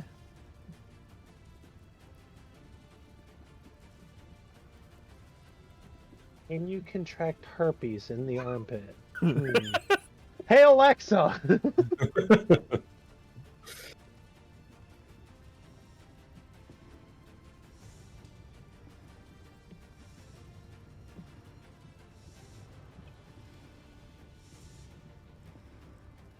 Oh, judging the fact that we're probably going to be here past 10 o'clock tonight, you will hear my alarm go off telling me it's time to take my happy pills. What time's that? 10 o'clock. 10 o'clock. So 9 o'clock? Yeah. 9, So, like, 7 2 o'clock hours. most time? Yeah. I already took my happy pills.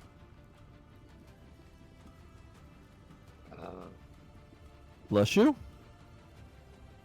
Sure. Can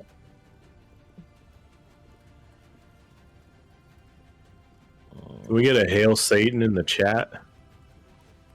Penis? Alright, 2 hours and 30 minutes. I got you, Jared. No, don't worry. Alexa will alert me. I don't know that I would trust Amazon with the knowledge I'm on antidepressants. That No, seems, she's just set to an alarm for 10 o'clock every night. it's the alarm called Happy Pills. Yeah. Happy, happy, joy, joy. Happy, happy, joy, joy. Oh God, hell yeah. Oh, we're just talking about how I'm gonna do my happy pill tonight. He's gonna snort cocaine live on stream. Oh yeah. We. Did you at least cut to an ad break? No. You're terrible at this, man. I don't stream professionally. Bullshit, you're an affiliate now. Okay, do you make money doing this now? I mean, I am accumulating money. Then technically you are a professional. Oh no. Oh no, that scares me. I'm a professional and a real You boy. get delayed. You have technical difficulties at the beginning of your streams. Yeah, You are a you- professional streamer, man. Remember that time that you played Smash Brothers with us from work and you were being paid to do it? You were doing that professionally. Oh yeah, I do remember that. Yeah, I have earned $18. That's actually more than I thought. So that's not bad. It's not bad. You know, All right. Till tax time comes. You know what? It's all Jeff Bezos money. It's all I care about. It's all Jeff Bezos money. Oh yeah, Bonus that's right. action. It says Bezos bucks. That's right, Bezos bucks, baby. All right, Woo, it's your turn. Second wind. Okay. Covering some hit points. 17. I had to math for a second. I'm like, what is 9 plus 8? 17. 32. 98 or 89. Shut up, Glenn. Not that 69. stupid joke again.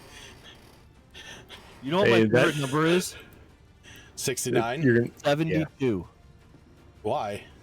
Because it's 69 plus 3. And? whatever makes them 69 happy. plus 3 figures. Oh! God, Lucas.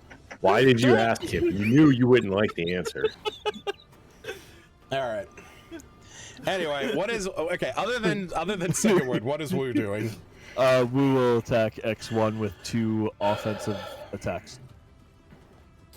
Solid Rock. I would like to re-roll that with Sure. inspiration. And no, not the inspiration that I just got. What Well, I've I mean, gotten for that. Yeah, there you I go. already had it. Nice. That hits. That is going to miss, even with the 15? bonuses. Even with the bonuses, yep. Okay.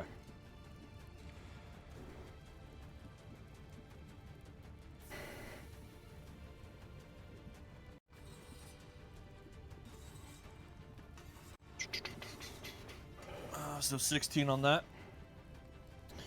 16. Do me a favor, make a con save. You make a con save. He is immune, sir. I need you to make a con save.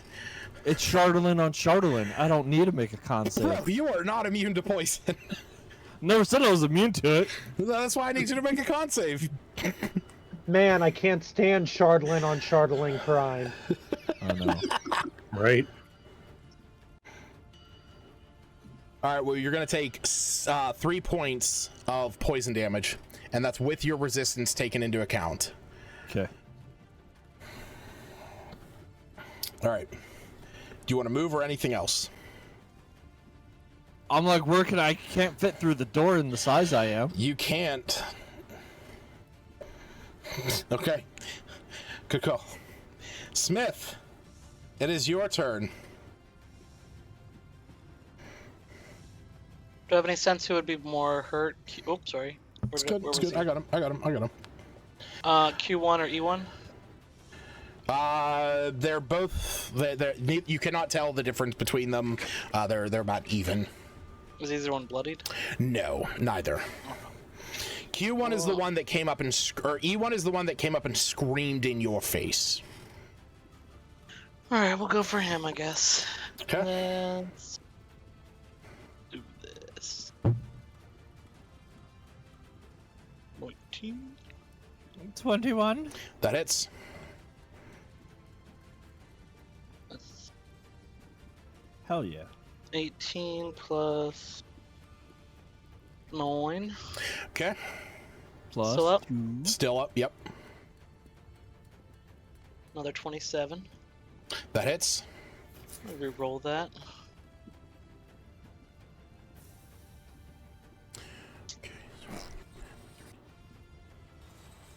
So we're looking at a total of 43 hit points. Okay.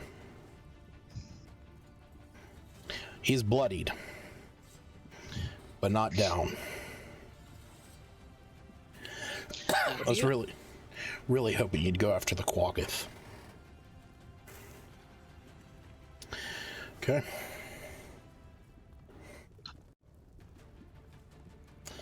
It's actually kind of cool armor. What's that? Huh? What's that? This new armor I got in Starfield. Oh, nice. It's not as good as what I have, but it's pretty nice armor. Damn. That's pretty good. Okay. A moment later, you see coming with a rush down from that channel leading up to the top. You see the Chardolin dragon appear once again as it looks over at all of you, landing on that receptacle where the trash was being thrown into. It kind of screams something, and you see Zardarok shouts something back in Undercommon. This Wait. What language did the dragon scream in? It is screaming it in Undercommon. Damn it! Because I was going to say, I do know Draconic. True. Yeah, unfortunately, being that it's a construct, it only knows the language of its creator. Bullshit. Yeah. I call shenanigans. Fuck it, sorry.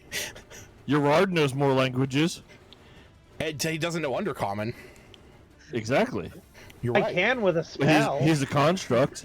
True, you could with a spell. That is true.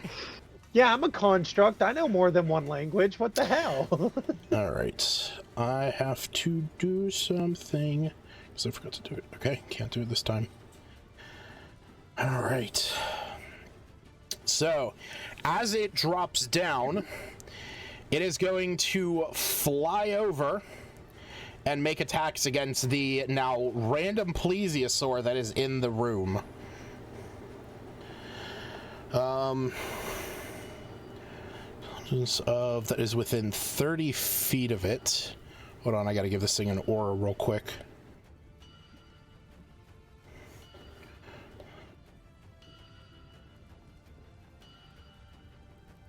Okay. Smith, Wu, and Jared's plesiosaur. I need you guys to make wisdom saves. Uno momento. Poison? DC 16. No, not poisoned. Please, inspiration. Nat 20. Okay. Good job on the nat Got 20. a 7. 17. Okay, you guys got that, except for the plesiosaur.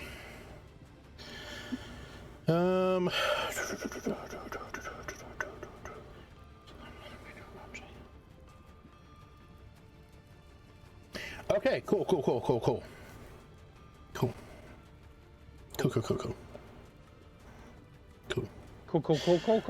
All right. Yeah, cool. That's what he acts like when he's on coke.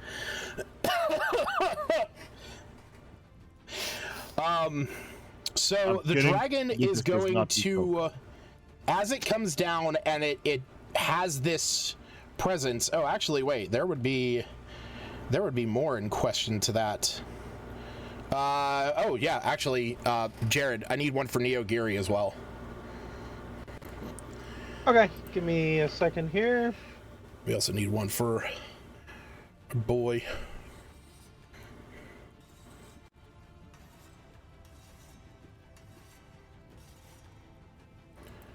Gary got a nat 20! Nice. Very nice. I'll take that Okay. inspiration on his behalf. So the only one that failed was the plesiosaur. Yeah. All right. Smith. You feel this as the dragon comes down, plummeting from that hole up in the ceiling and then catching itself at the bottom and taking flight over towards you. You feel this beguiling presence attempt to overtake you as its eyes are glowing once again. But as you shake it off, the dragon moves over to you and is going to swipe at you with its claws and tails.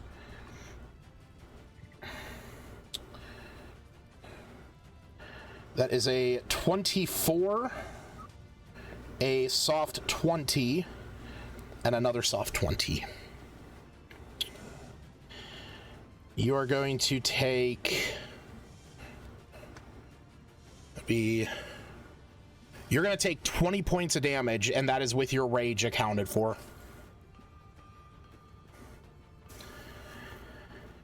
Alright. And then it is going to... Oh, did not mean to move the plesiosaur. It is going to fly up in towards the ceiling, about 30 feet off the ground.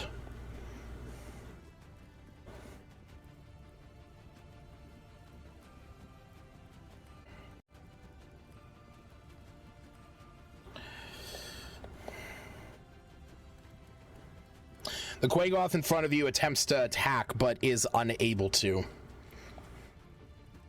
No, Qui-Gon. So wait, what happened to the plesiosaur again? Sorry. The plesiosaur failed its save. It is currently charmed by the That's it. Oh no, there's more to it, but we'll get to that whenever it's Jared's turn. Don't worry. I could snap the plesiosaur out of it because specifically in the fish tin it says how I have a direct connection with the plesiosaur. Okay. Like through beast bond. Yeah. Yeah. Beast bond is considered a charm, so technically all it did was override my charm, but then I could just redo it with animal handling and so forth. Well, we'll Lucas didn't think We'll this see how that goes when we get there. we'll see how we'll see how this goes when it gets there, because this is an awakened plesiosaur. It is an awakened plesiosaur. Which means Beast Bond doesn't technically work on it.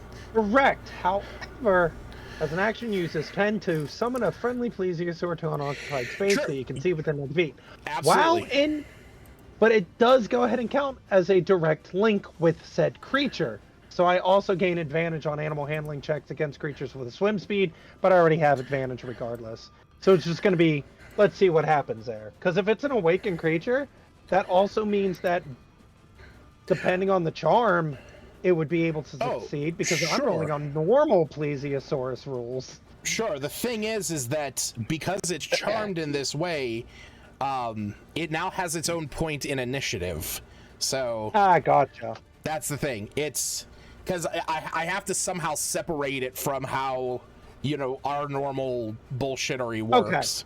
So, okay. Okay, this one. You see this Durgar move up and attempts to do something that you, Smith and Wu, I'm not even going to say Ravenchuck, or Ravenchuck, Slagru, and Groff might be able to see this, but Smith and Wu, you guys definitely see this. This Durgar, as it is standing back here, you see that it casts...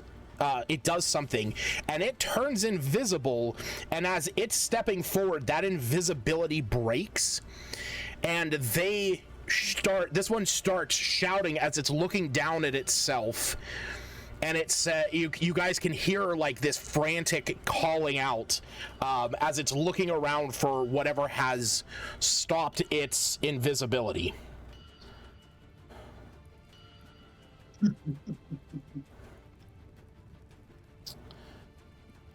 All right.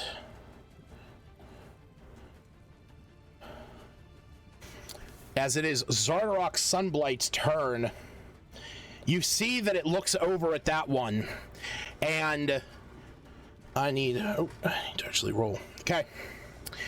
Smith, you catch out of the corner of your eye the Dwergar that turned invisible points to you and says something in Undercommon.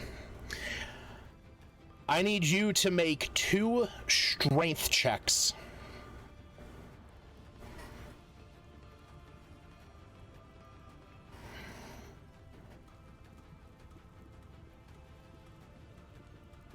I'm sorry, did you say check or save? Check? Checks. Check. Sorry about that. I'm dumb. Okay.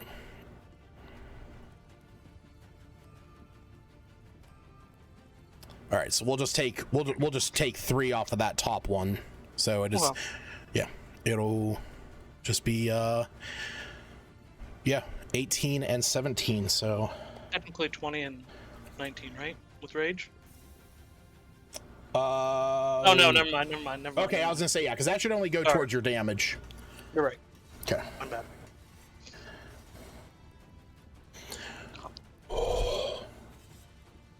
Okay, well, I beat that first one. That's all I was worried about. Smith, as Hold on. What? How did you beat his? Because that top one, okay. he I rolled got a you, save. Yeah, that's actually an 18. Gotcha. Okay. So, Smith, as this one off to the right who used his invisibility and then walked closer towards you and turned visible, he looks around and sees the lantern hanging from your hip and shouts over to Zardarok. And Zardarok looks down and sees it. You see this look of malice in his face and disgust as he reaches down and rips it from your belt. And as he does, he is going to throw it across the room.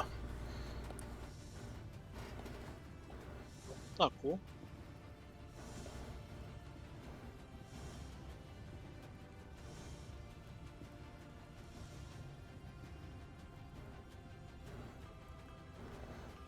Why is it not?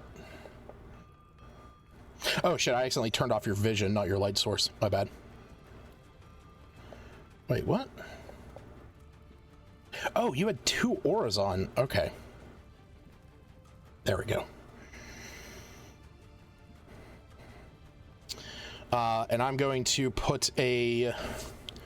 I'm going to put a little marker on the map for where that is.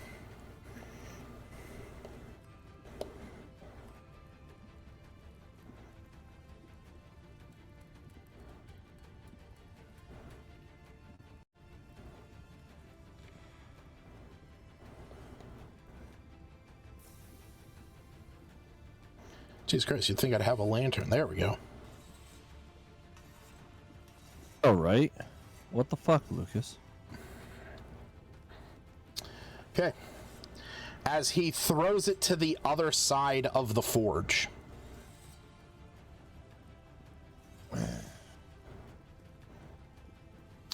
And you see that this Duragar disappears as soon as it goes out of reach. With that, Zardarok is going to turn and move away from the 3 of you. I believe none of you have taken reactions. Nope. So that means that Smith, Wu, and Neogiri would get opportunity attacks. Hell yeah. Does he get his multi-attack or no? It is just 1 attack. Damn. Okay, those are both hits. 15 to hit. 15 is gonna hit. Because you have the bonus from your flanks. Woo! So I could go for a nice flank. It's gonna be 17. They got 24. And then whatever Jared's rolling.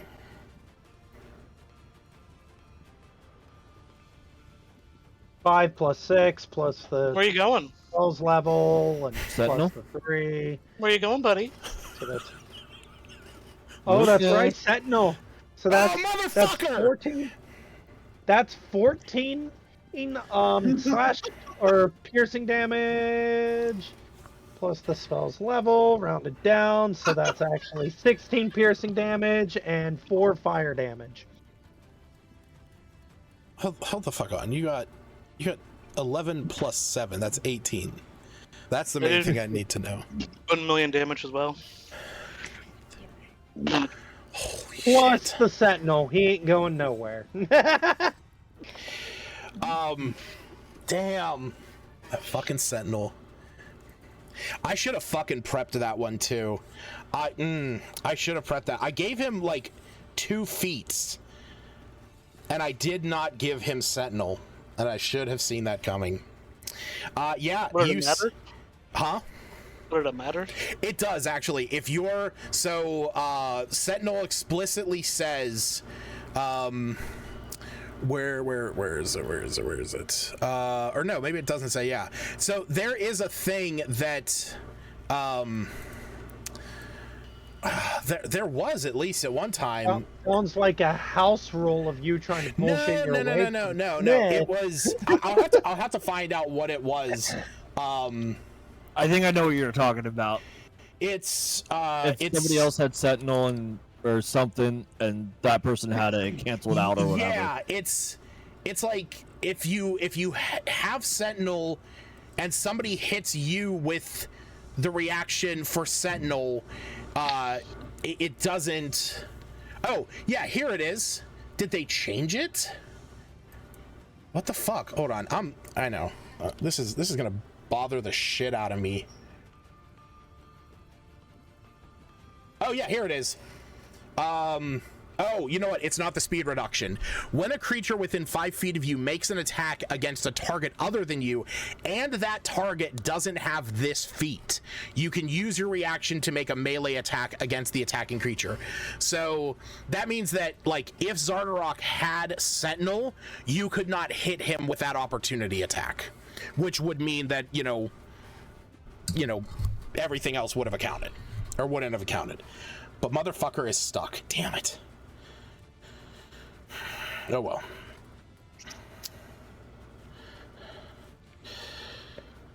Chaos ensues up top on the battlements.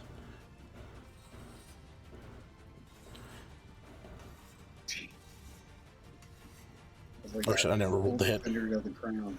Nice. Across the land. As you can see, there is now just a bloodbath going on these towers as the Duragar up there are attacking one another.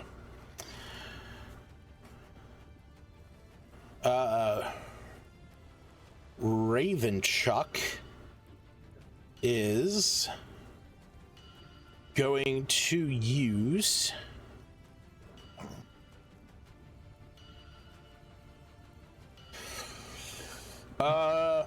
Ravenchuck's going to use Catapult again against one of the Quagoths in front of him.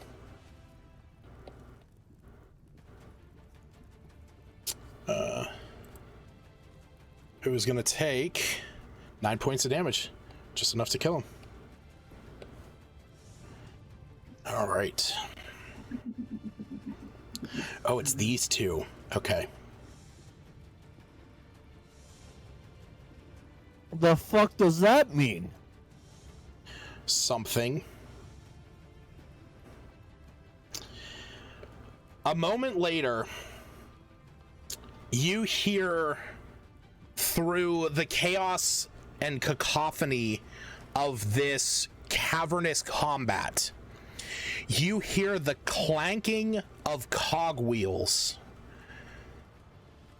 I can't think of another C word. That cock throughout the forge.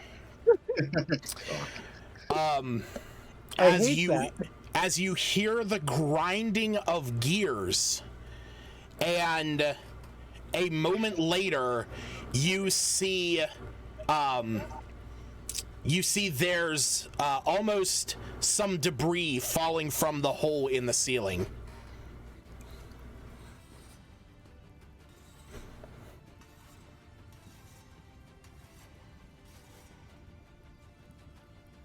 Space magic? Space magic.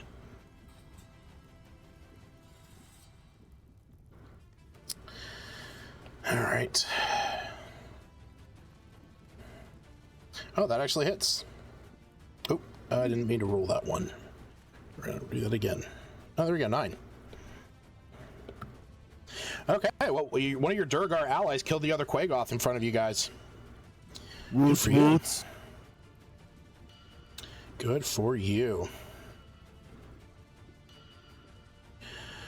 All right. I'm so heavy.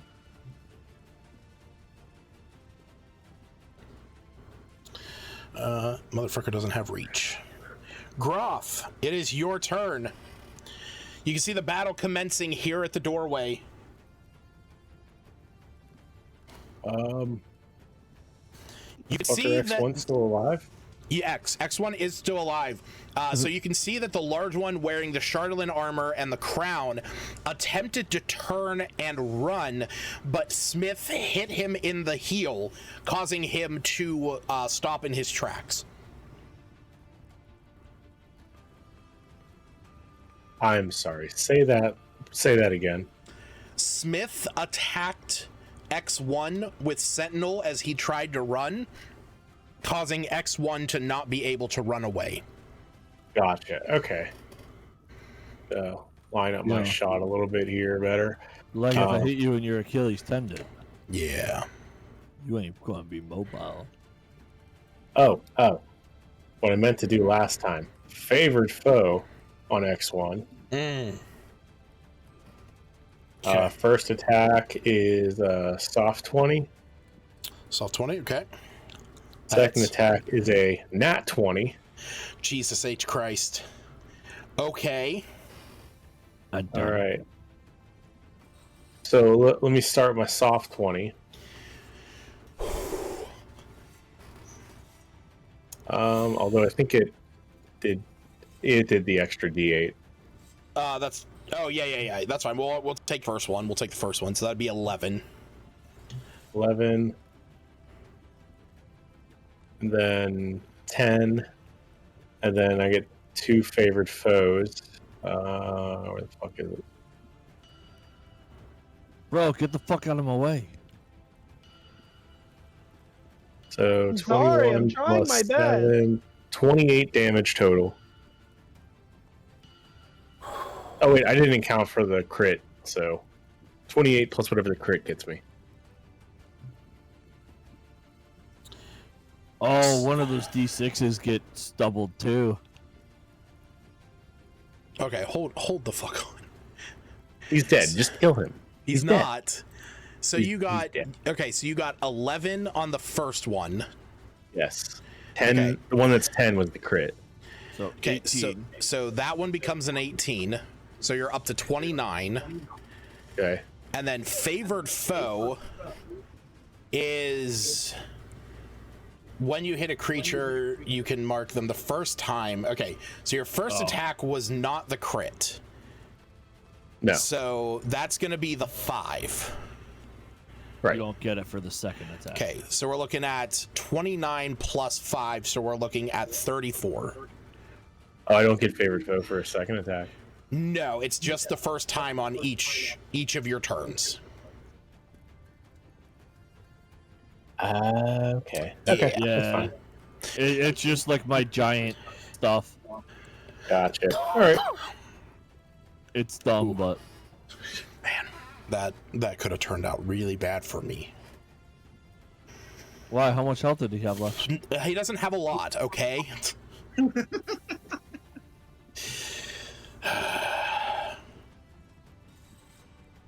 And my turn. Okay. So, oh.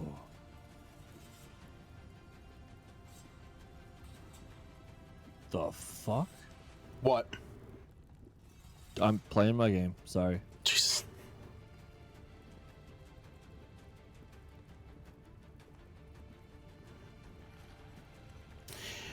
All right.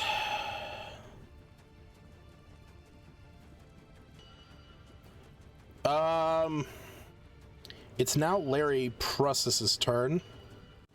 A charmed creature in this way fixates on another creature or object that the dragon mentally chooses and must, on each of its turn, move as close to it and use its action to make a melee attack. Okay.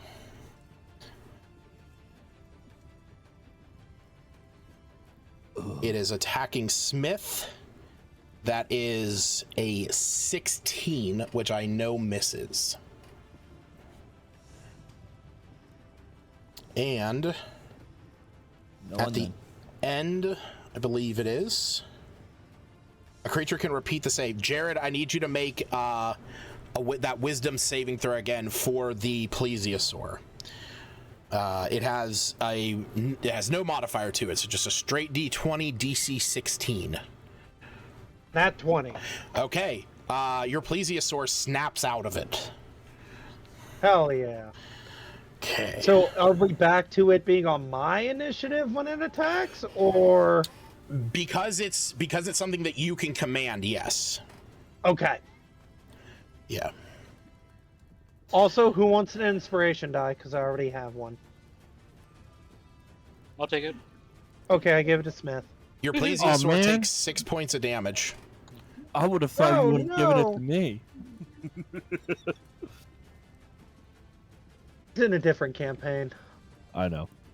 That's why I said what I said.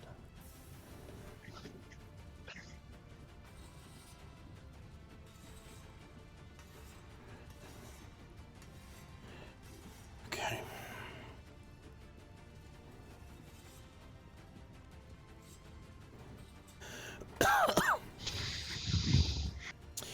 Those of you in the room, Smith and Wu, you guys can see the chaos continuing on those ramparts, but now the Dwergar are moving down onto the battlefield, throwing their javelins still, but most of them missing because they're attacking at extra long range.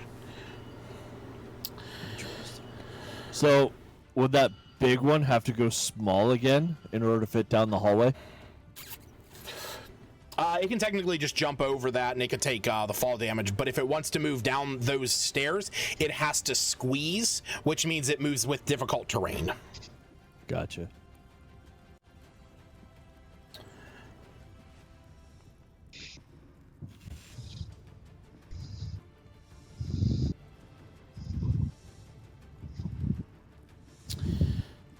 All right.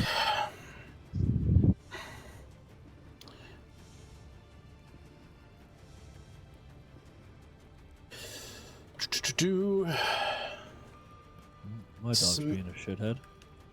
Smith and Wu, I need you to once again make that strength saving throw. Jesus.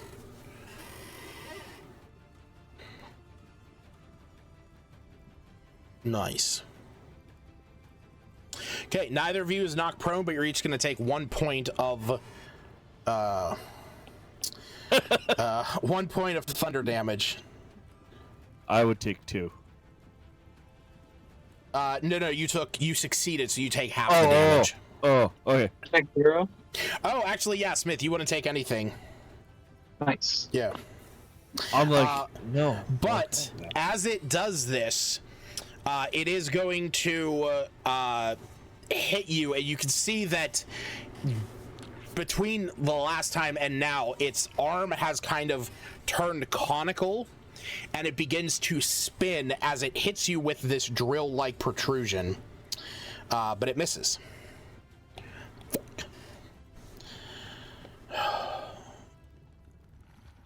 The chaos ensuing on the battlements. Actually, you know what? We're going to keep him medium. We're going to move him back to where he was. He's going to get an opportunity attack, which misses. And this guy's going to run out of there. Okay.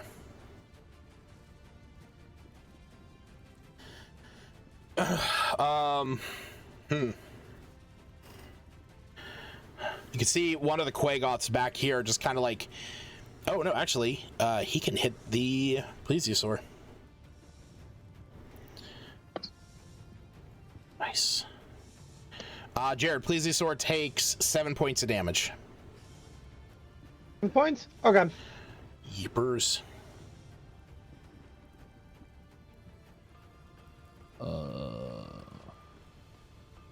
Oh god, he's in so much pain.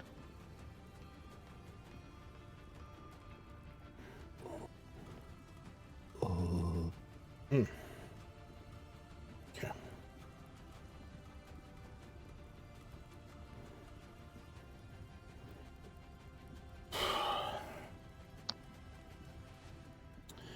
All right, you see one of your allied Duragar runs up to Zardarok and yells in Dwarvish. Those of you that can understand it, you hear him yell, "For Grandolpho Musgart!" But misses.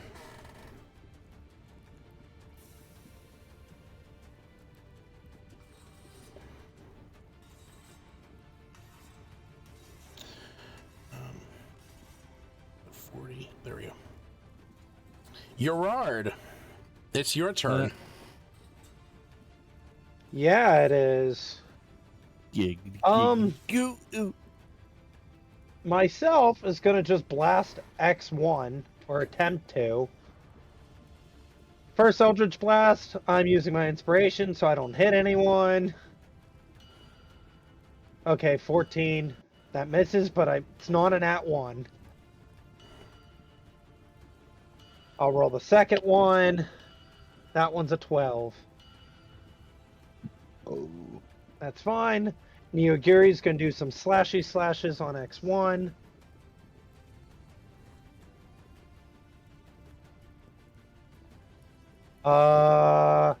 Does a 19 hit from Neogiri? 19 does hit. Alright. And how about a nat 20 from Neogiri? Yeah. Jesus. Do you want me to roll the first 2d6 and then we'll calculate the second set? Yeah. Okay. The first 2 is 10 damage, plus the 3, plus the modifier, so 17 total damage.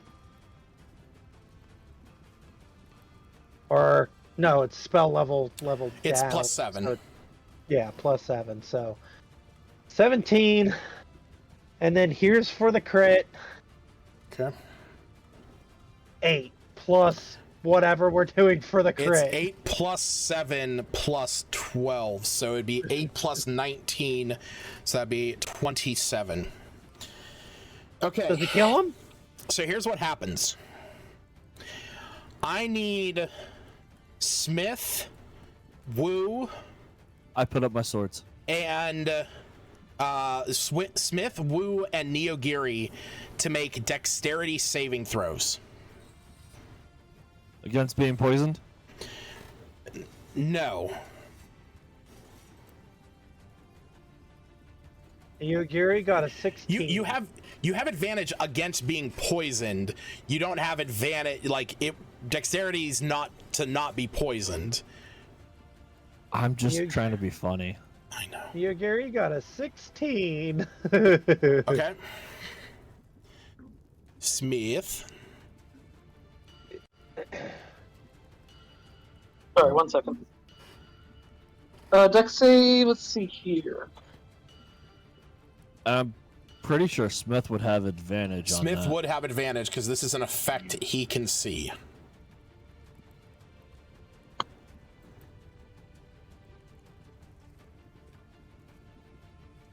Come on.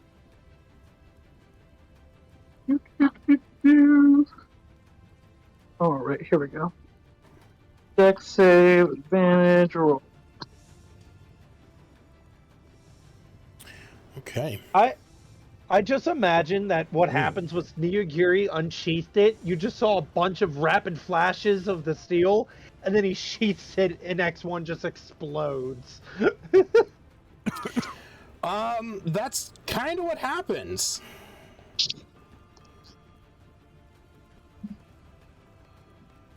Hey, baby. Okay, so what happens is as Neogiri takes the slash, he gets one across the chest, and then I posted a GIF from Devil May Cry in the thing. That's exactly how I imagine it. very much so. Yeah. I don't know if. Yeah, I was. That's pretty much exactly it. It is. Here, I don't know if I can put that. There we go. Yeah, put that in. I'll put that on the video so everybody at home can see what we're seeing.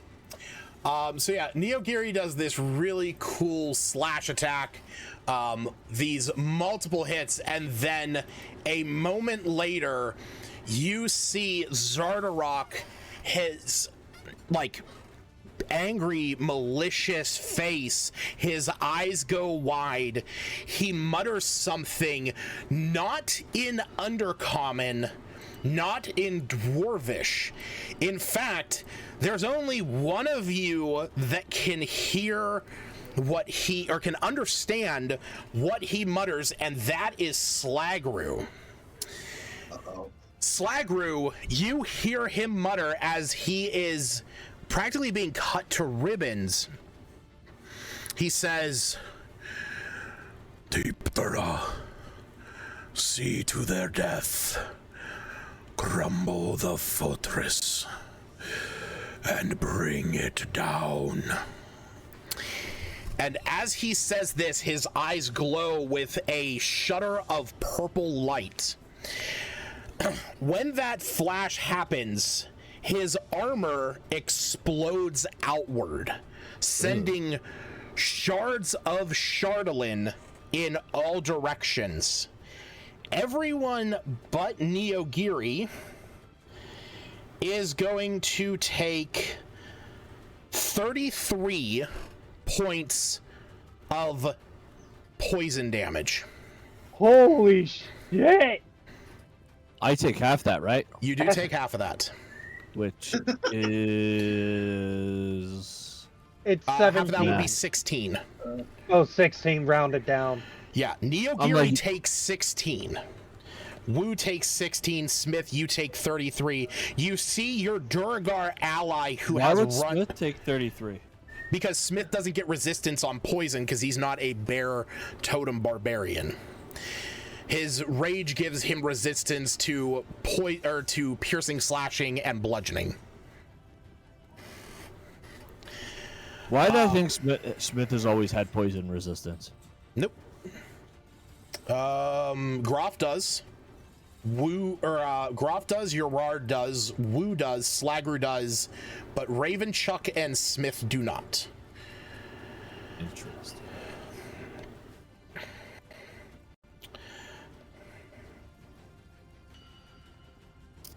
As you see, Zardarok falls. His body cut to shreds. The only thing left, the Chardolin crown and the Chardolin spiked gauntlets. I want to point out, Smith is down. Aww. Would Erard know if the crown is what's controlling the dragon, or would I need to do like an Arcana check to figure that out? That would need to be an Arcana check. All right, I have advantage on those. I get a +0, but we'll see. Well, Hey, guys, What do I know from a 12? oh, you have no clue. Or can I do inspiration just to see and just roll one additional die and hope for the best? Sure. All right, 17. Even with the 17, you are unsure if that is the what? source of control. Do I have enough movement speed? It puts me No, for you. I want to 15. pet dragon. Damn it! No. Erard's gonna. Wu's already gone mad once. Okay, he can you do it don't have again. to- Everard's gonna attempt to saving put on throw? the crown and to see if it connects him with the dragon at all. Fucking no. asshole. Okay, as you're running up, I want Slagru to say what he is about to say. Hey, guys, I think we better do something about the dragon quick because I think he just told it to bring the entire place down to the ground. When Slagru says that, that's when Erard goes running for the crown, thinking that maybe it can control the dragon. Okay. I need you then, as you run forward and you grab the crown and put it on, I need you to make 3 wisdom saving throws. Okay, is this against anything? It's against Like an what? effect. I don't Yes, know what. but that's what I'm asking because I'm immune to disease, magical sleep, resistant to poison. It is all not that any of fun those. bullshit. Okay. You would not have resistance to what is about to happen to you. Okay. It's okay. All right, let's see. First one's 23. Okay. Second one's 10. Okay. Last one's 25. Okay. That's why I did it, because I have a +6 to wisdom because of all of the animal handling bullshit. Okay.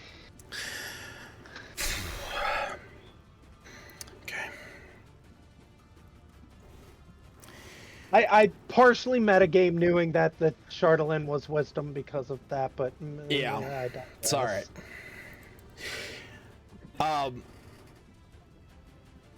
As you put this crown on,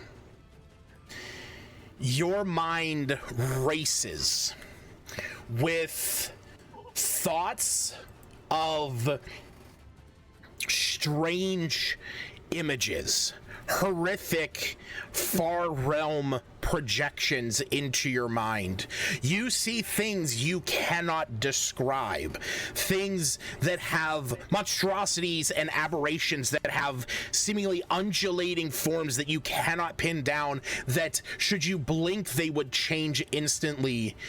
You hear a voice in your head that mutters, "Dear child, you have no idea the pain I would have put you through."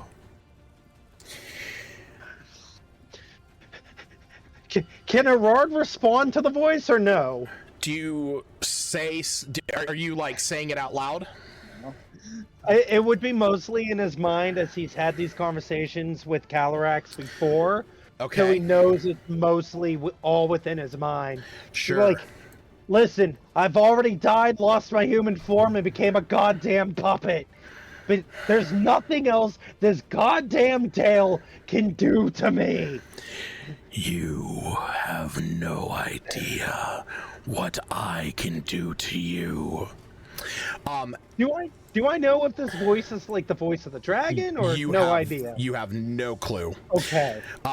As those of you that are standing around watching this,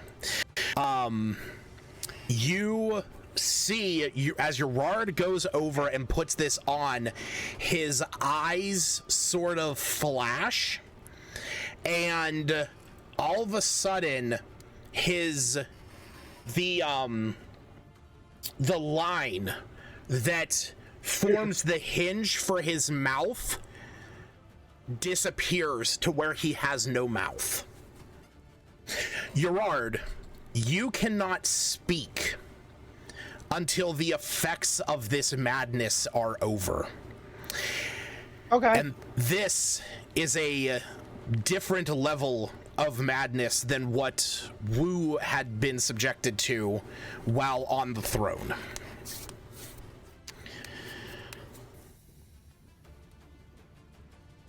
All right. You watch as the Duragar on the far side of the Chardalyn dragon, he watches as Zardarok falls and this small puppet boy goes up and takes his crown and puts it on his head. He is going to move up and is going to cast a spell. Jared, I need you to make a wisdom save. That's a 9. You hear in your head, drop, as you need to drop anything that you're holding, but you can feel more that is regarding the crown.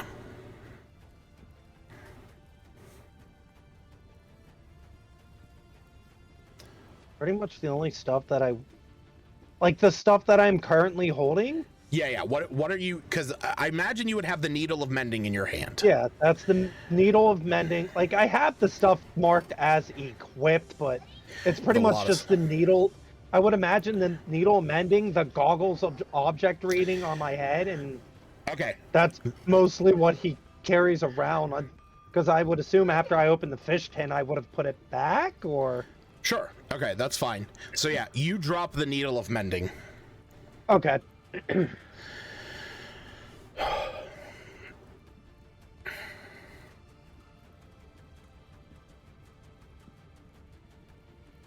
Oh, I never had the Plesiosaur do its thing. Oh well. Oh shit, sorry.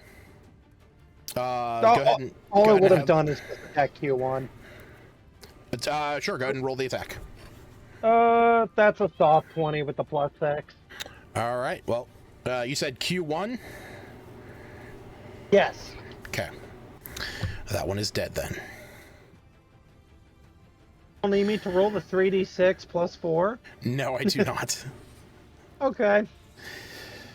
Alright, Slagru, we are back up to you as you are watching as Gerard has this crown of Chardalyn on his head and you have heard in a strange, almost deep guttural voice that carried more through the cosmos than it did through the air, of bringing this fortress down.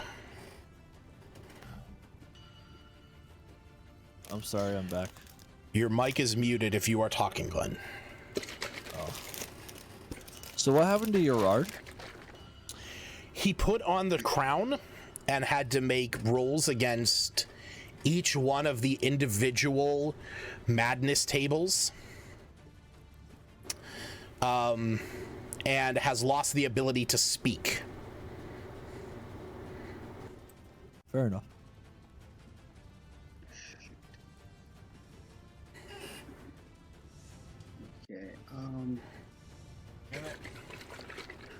Okay. Keep in mind, Smith is down.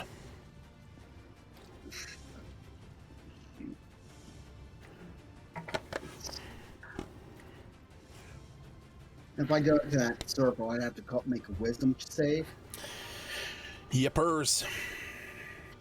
But the thing is, you don't know that that circle's there. Yeah, true.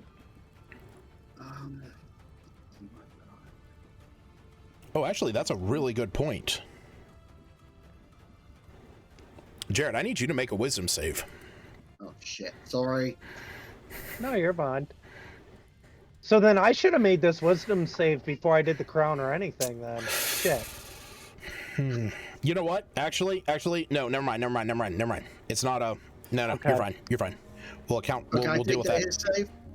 Yeah, the area is not necessarily safe, but it's not a persistent thing on off of its turn. It can use it as an action. So, the fuck.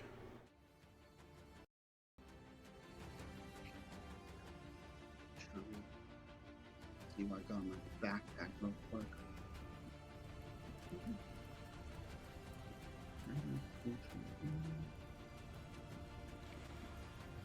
Okay, crazy. Okay.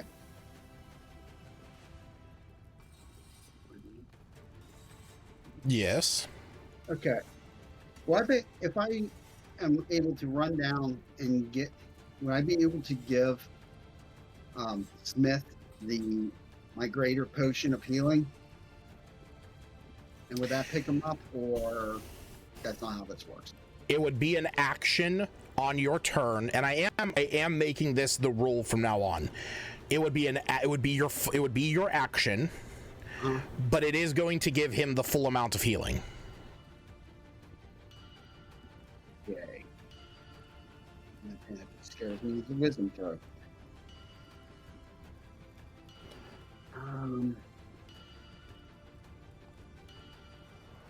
Okay, yeah, I guess I'm going to try to do that.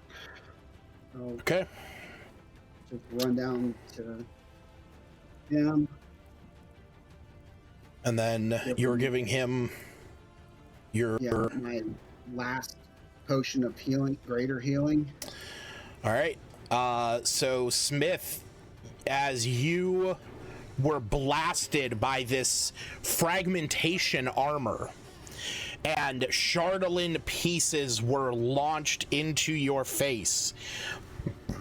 A moment later, you feel a warmth come to your chest as you are going to be recovered for 20 hit points.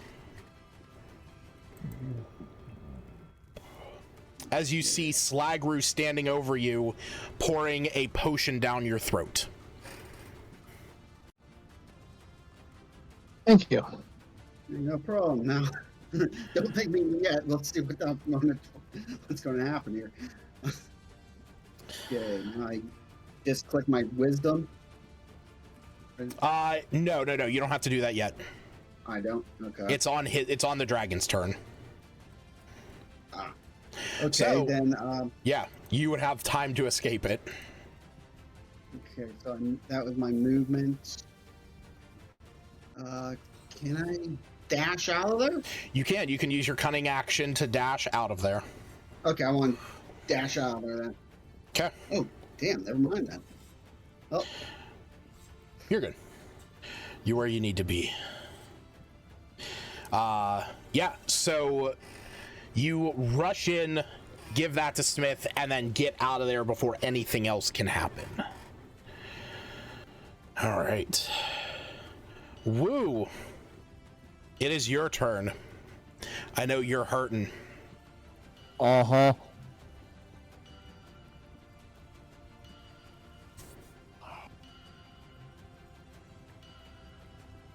And I ain't got no health. Hey, Potions. Lucas, check Discord DM real fast for something. But I have a bullshit workaround if what I DM'd you didn't work. Because the bullshit workaround is as written. I see that. I'm gonna move there. And try to just recover.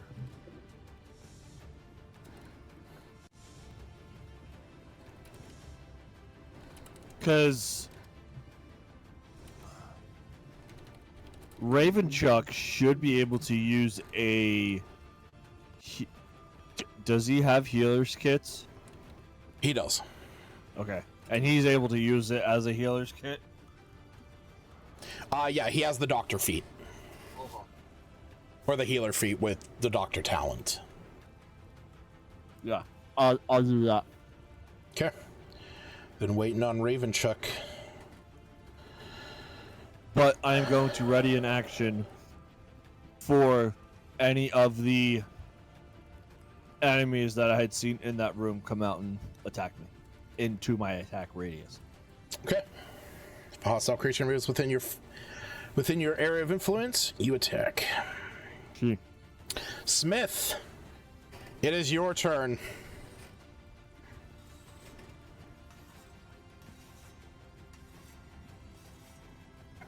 I kind of want to do what Wu did.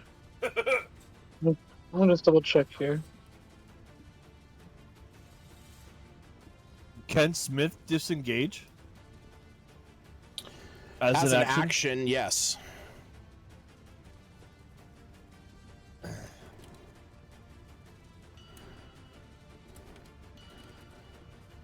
Probably that's Smith's best idea.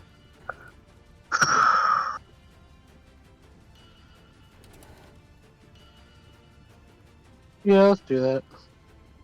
Disengage? Fall back. Yeah. Okay.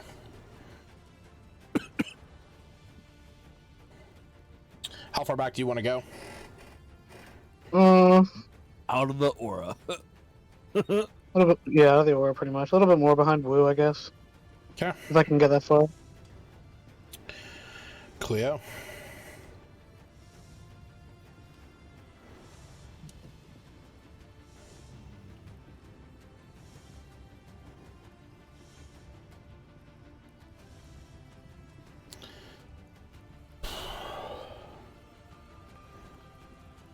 Okay. So you see the Charlatan dragon standing there.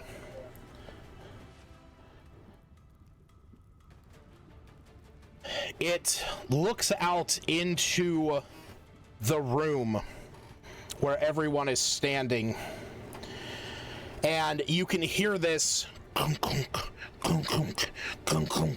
coming from that opening leading up to the ice gate. As this happens, you see that the glow begins to form once again in the dragon's stomach, and it moves up to its neck as its eyes glow with a radiant energy, and it shoots forth another beam.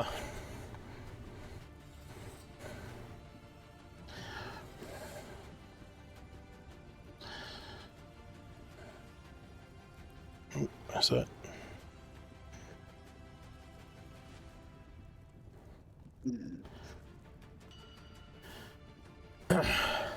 Okay. Gerard, Neogiri, Wu, Smith, Slagru, and Ravenchuck. This guy's gonna die one way or the other. I need each of you to make, dexterity saving throws. Will I be taking damage no matter what? Yes. 14. Do I need to roll? No. Okay. Oh, wait. No, you shouldn't. Anyone want my inspiration?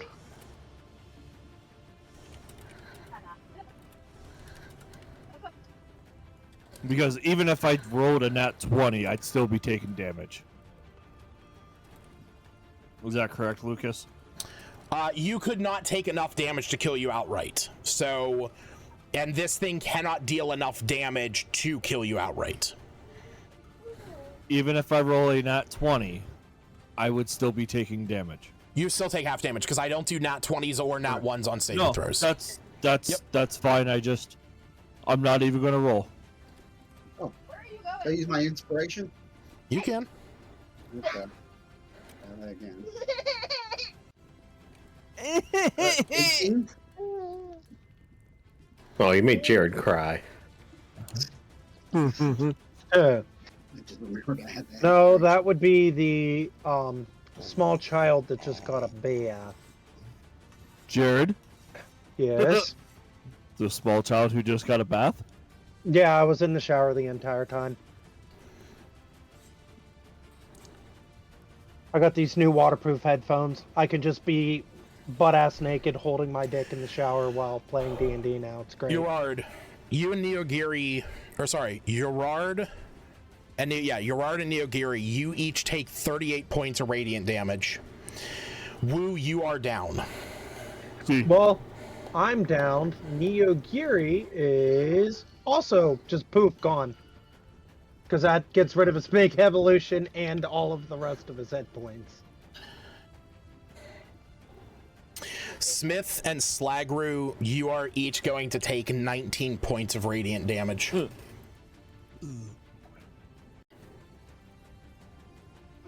Doesn't that technically mean the Plesiosaurus disappears as well? Since it was through the item of summoning it and so forth? I'll say it's still there. Okay. I'll say it's still there. And I need to roll for Ravenchuck.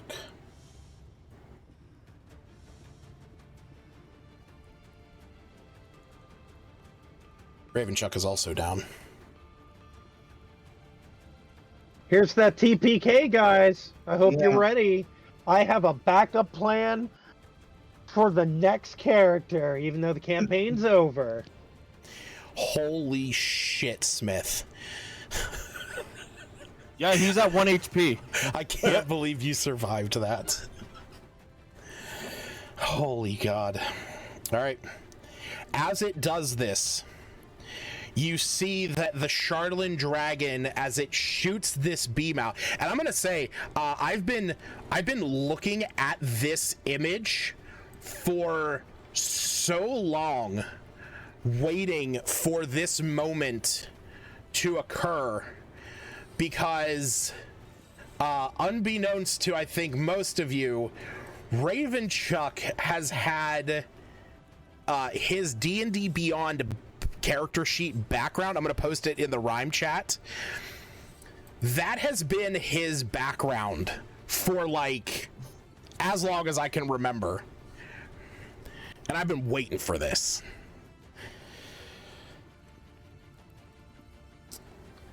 But as it shoots this, you hear this loud clanking still continue on as the dragon steps onto the platform takes flight and looks up, but you can see that it does not take flight just yet.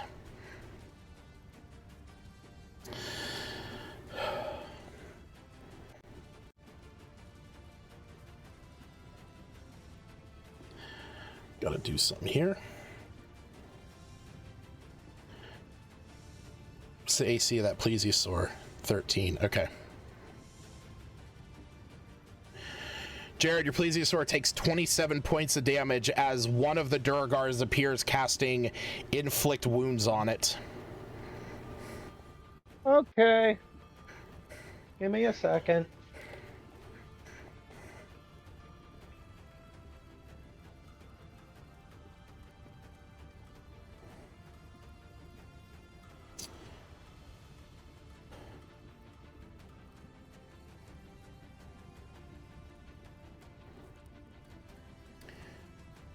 Raven chucks the first one. Okay.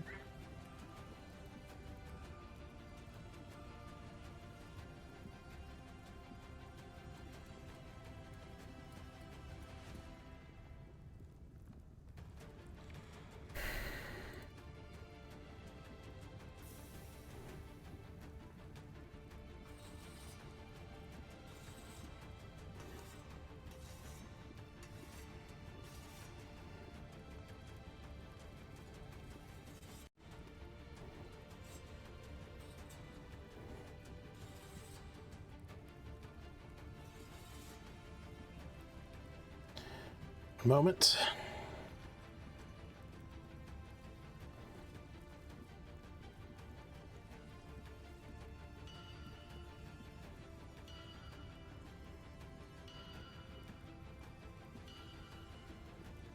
Okay.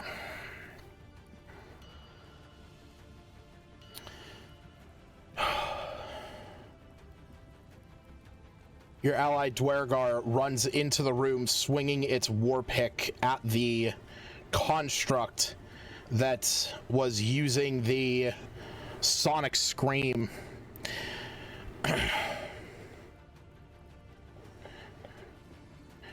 Dishing out enough to kill that one. Now they do it.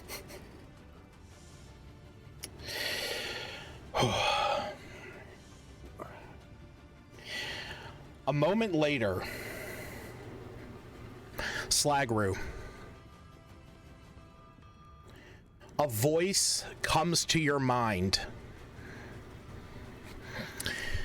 It's strange. It is in your head as you hear, "Signal to me where they are. I will do what I can when I get out there. Paint me a picture in your mind."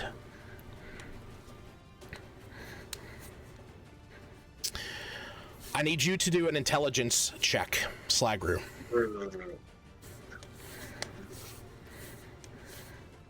Or sorry, intelligence saving throw. Saving throw.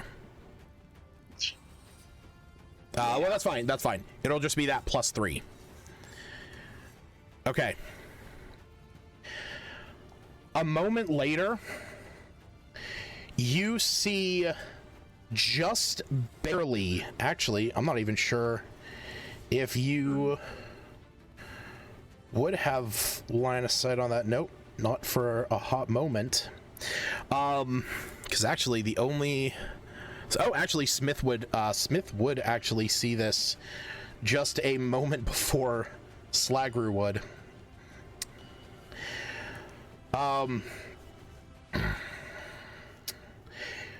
Yeah. You see a moment later, coming out of the room where you saw the two Dwergar go in, after which you heard the chains and the sound of the opening hatch in the ceiling begin to open.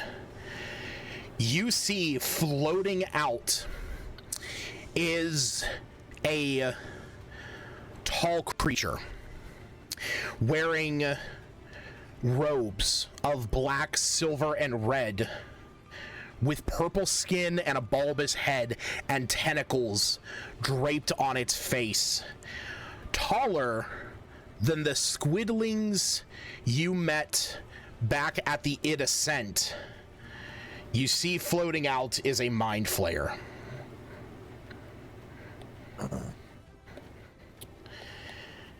And as it comes out, you see that it points its hand towards the Chardalyn dragon,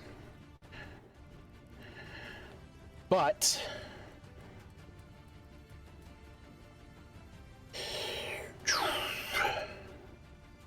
a moment goes by, and Slagru and Smith and Groff, you hear in your voice, or you hear in your head, this voice that goes, "It was able to stave off my beguiling magic. We must kill it."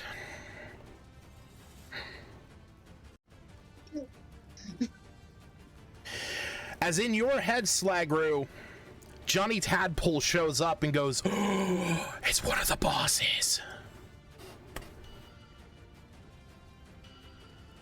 He looks at you and he says, "It's a real mind flayer." I see that, Johnny. Groff, it is your turn. You think with what Slagru mentioned about the dragon bringing this place down, you might not have long before either this place collapses or the dragon escapes. There's a dragon? And on top of that, Ravenchuck, Woo, and Gerard are all down. Oh shit, there's a dragon! And a mind flayer. Oh shit, there's a mind flayer! Agree about the dragon. Would now be a time to tell you all I am a true soul. Oh god. Alright. Well, I guess we're, Who's down? Gerard, Ravenchuck, and Woo.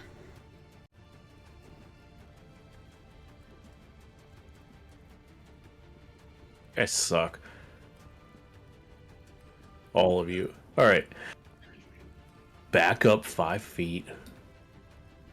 And I'm gonna help, the help action, right? Help him up?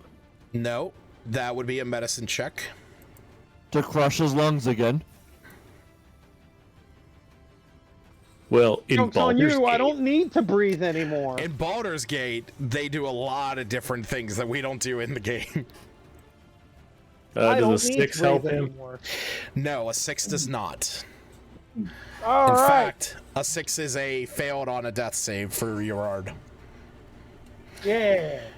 As you attempt to pick up and adjust his small puppety body, you end up causing a bit of his arm to break. Oop. That's a shame. I was aiming for the ribs. Alright, well, I failed at CPR. Incredibly, that's all I can. Well, I'm retreat a little bit, just in case that dude decides to shoot his beam out again. Sure. I want to remind you, you do have a potion of healing on you. Thought I used that. It's still in your inventory as far as I can tell. Huh. Look at that. Do you want to have used that instead? No, I'm gonna retreat back over here. No, wait. Bonus action is using that, right? For yourself. It's a full action to use it on someone else. Alright, well, yeah, if you'll let me retcon that, I'm giving you I'll the grace use- and kindness. Yep. I will use that on this fertile little child right here. All right. And in fact, it is a greater one, so Gerard, you're back up with 20 hit points. But how can he heal me? I have no mouth. Wow, that's actually a really good point. I'm going to say that because you are partially made of wood, it is able to absorb into your body. You may have noticed your pants are off. Oh no! Through He shoved it in your butt. Potion. Oh, you know what? Actually, I just thought of this, Justin. a good retort against your comment of it's how they do it in Baldur's Gate. That is true. But in Baldur's Gate, if you are helped and you are gotten up with 1 hit point, you can only have a bonus action on your turn when the turn comes around.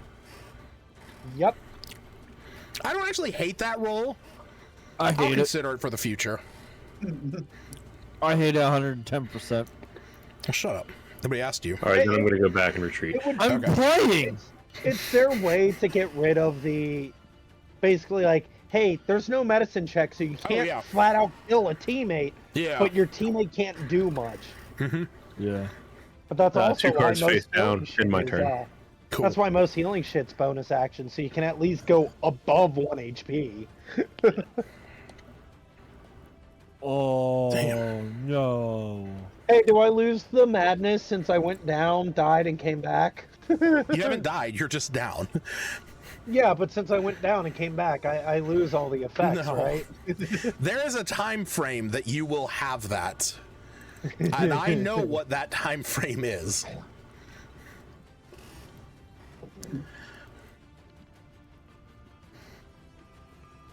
All right. But it is Larry Pruss's turn. So, I will give you that he can do his thing. So, go ahead. Is it because bullshit telepath? It's because he's on his own turn now. Okay. Since you did. I'll have him go to bite at Q2. Okay. 21 to hit. That hits. That's 10 piercing plus, I think it was, what, just like 3 or some shit? I can't see, it was blocking at 4. 4, it was plus 4. So 14 piercing damage, as he just Okay. goes numb. He does indeed go nom. That Nom he nom? does. And in return, the Quagoth goes nom against him, No, no! hitting for 15 points of slashing damage. Nom nom, sucky sucky. Okay. He's still standing. Not with much, but he's still there. Okay. You see one of the Dwergar runs up and shouts in Dwarvish and says, "You damn traitor!" and throws a javelin at the one that killed the screamer, but it misses. You said screamer. I did say screamer. All right.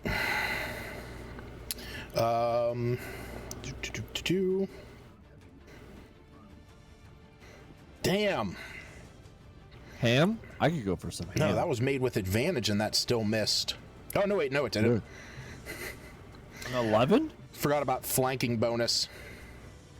For Motherfucker, spellcasting. I accidentally removed him from initiative. Fuck.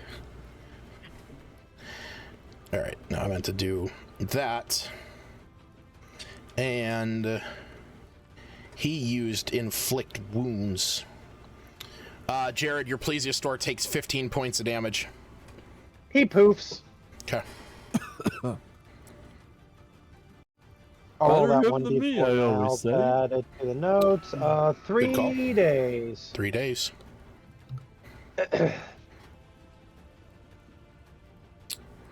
Sorry. Don't be sorry, just don't do it again.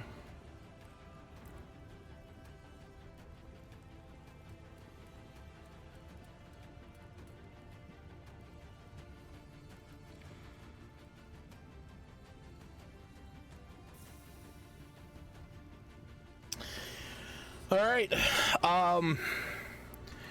As this is all going on, those of you that are up hear the sounds of combat erupt on the eastern side of the fortress on the far side of the forge.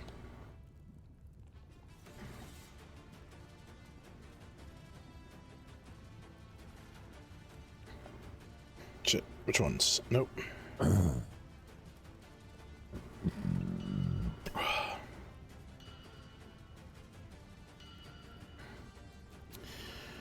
Gerard,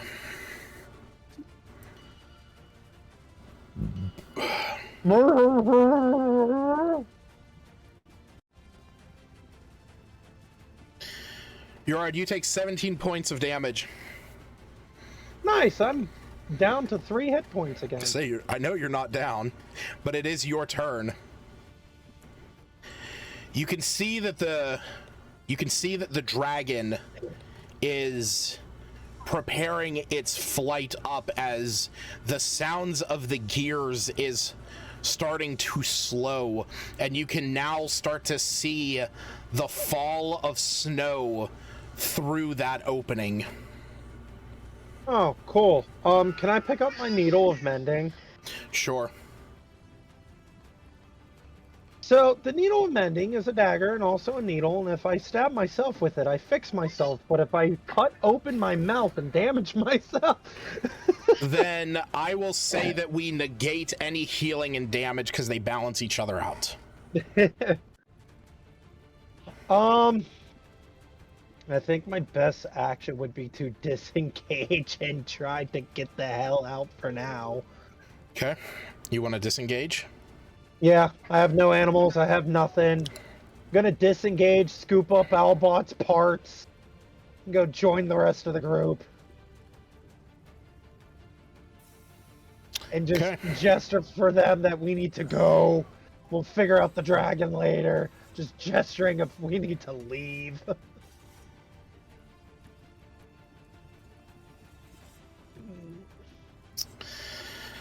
All right. You see one of these Duragar climbs up onto the platform and shoots, creates a radiant burst around the mind flayer that has entered the room.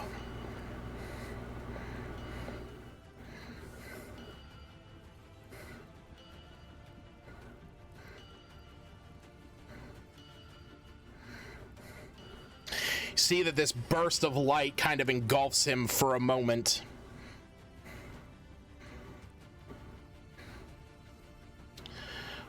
This Durgar is going to run up and throw a javelin at the one that you have allied yourself with. And hits him for 13 points of damage. You see that as your allied Dwergar was running north, yelling, "Don't leave me!" He was hit by a javelin and pierced to the wall.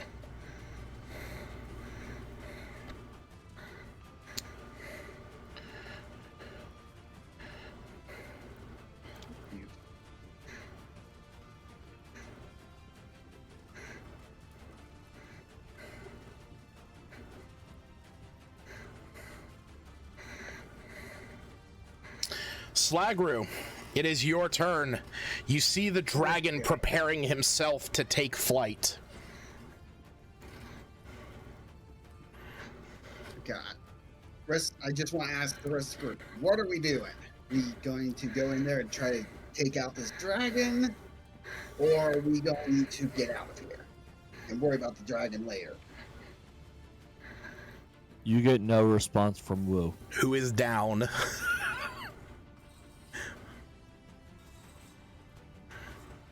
Mainly because I've got something I want to do, but Smith, Groff, Yorard. You're still down? Just Wu? Wu and Ravenchuck are both down, and Slagru wants to know what the plan at this point is. Erard can't talk. True, Erard can't talk. He has Until we no get out of mouth. here. He just kind of shrugs. Groff. There's a feckin' dragon and a mind flayer in there. We ain't sign up for that shit.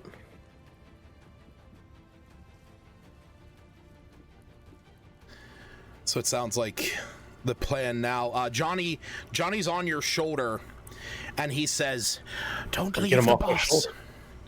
Yeah, Slagru, Johnny's on your shoulder. He's like, the boss can help us.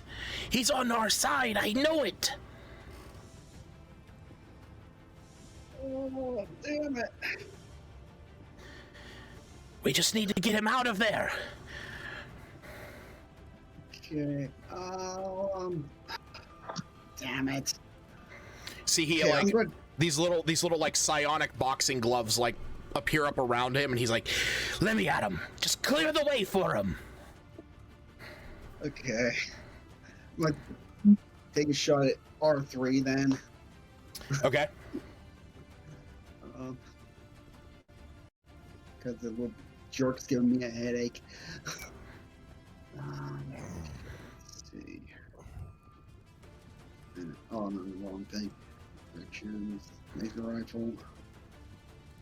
Oh, for Christ's sakes! Never mind about that. You have a bonus action that you could have used to take steady aim, giving you advantage. Keep that in mind. I'll take that. Okay. Go ahead and roll again. I'm forgetting to have it. 22. Ah, that hits. Yeah. Okay, and that gives me sneak attack too, right? Yes. Okay. There's 18 there. Another. Okay. 32. All right. One well-placed shot kills the Dorgar inside of the hammer armor.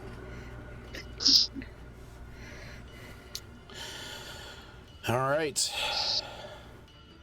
Woo, I need a death save. Remember to roll it just to the DM. Roll it to everybody.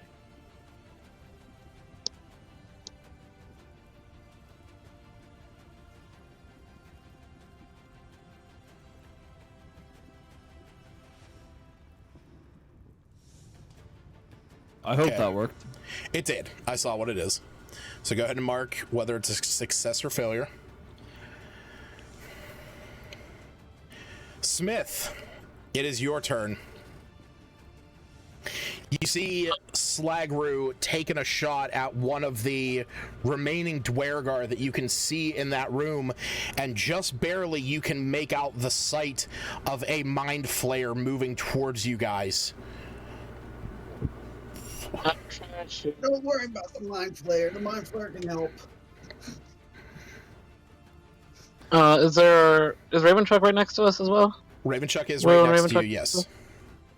Yes. Ravenchuck is also down. He is downed. Yeah, I will get Ravenchuck and the attempt in the hopes that he will get Will. Okay. And I will use a healing potion. Okay, coolio. So Ravenchuck. I just have a regular one. Gotcha. So Ravenchuck will be back up with 10 hit points.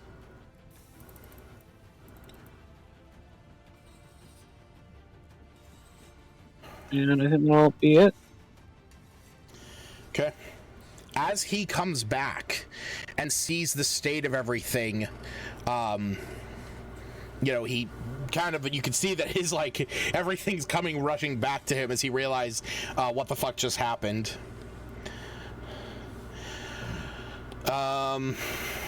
Okay.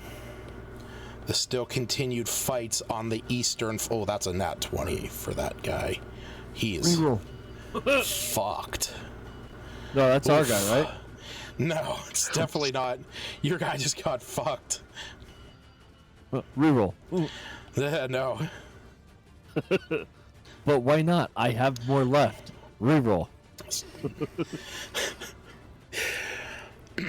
Okay, you see the continued falling snow that is starting to amass as the Charlatan dragon looks up still, waiting to take off when it can.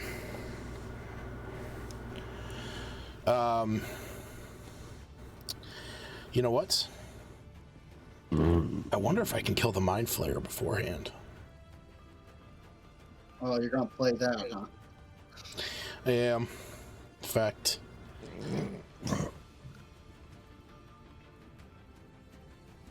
Oh. That's at least 2 hits.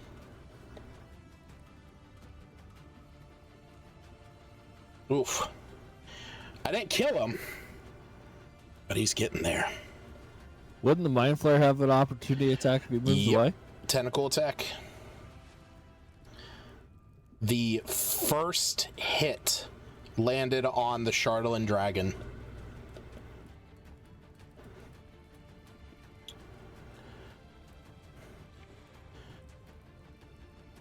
Okay.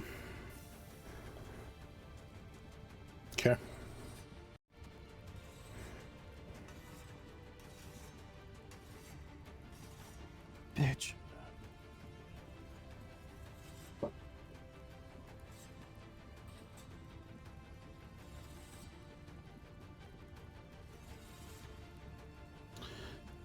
All right.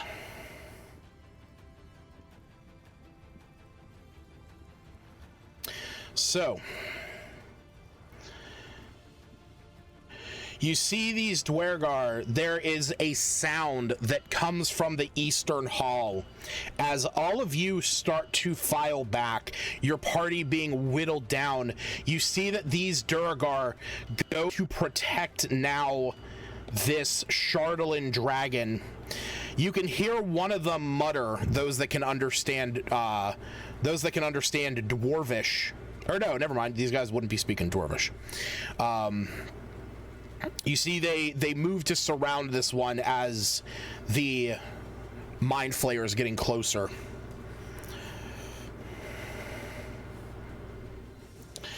Ravenchuck, who is now up, is going to use his doctorial abilities on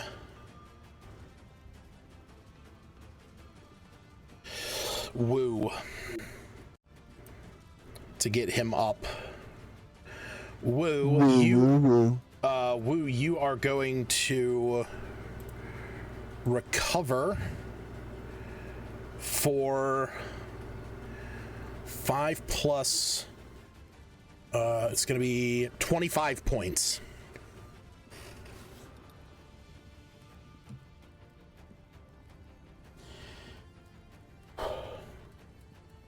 As you come back, that's all Ravenchuck's doing. It's really all Ravenchuck can do. No, you actually do see Ravenchuck gathering up the supply, or gathering up the body of Beefchuck. As he, realizes the same as all of you that this fight may be lost, and that a tactical retreat might be necessary.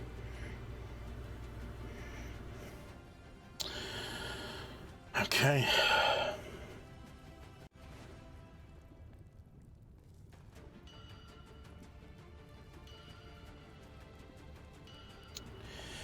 You watch. Those of you that can see this,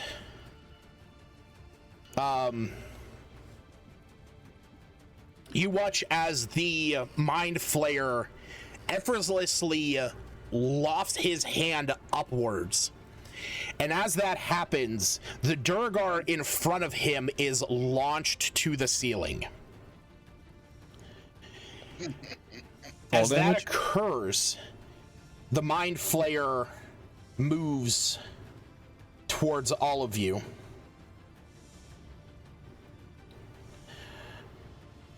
Wait, no.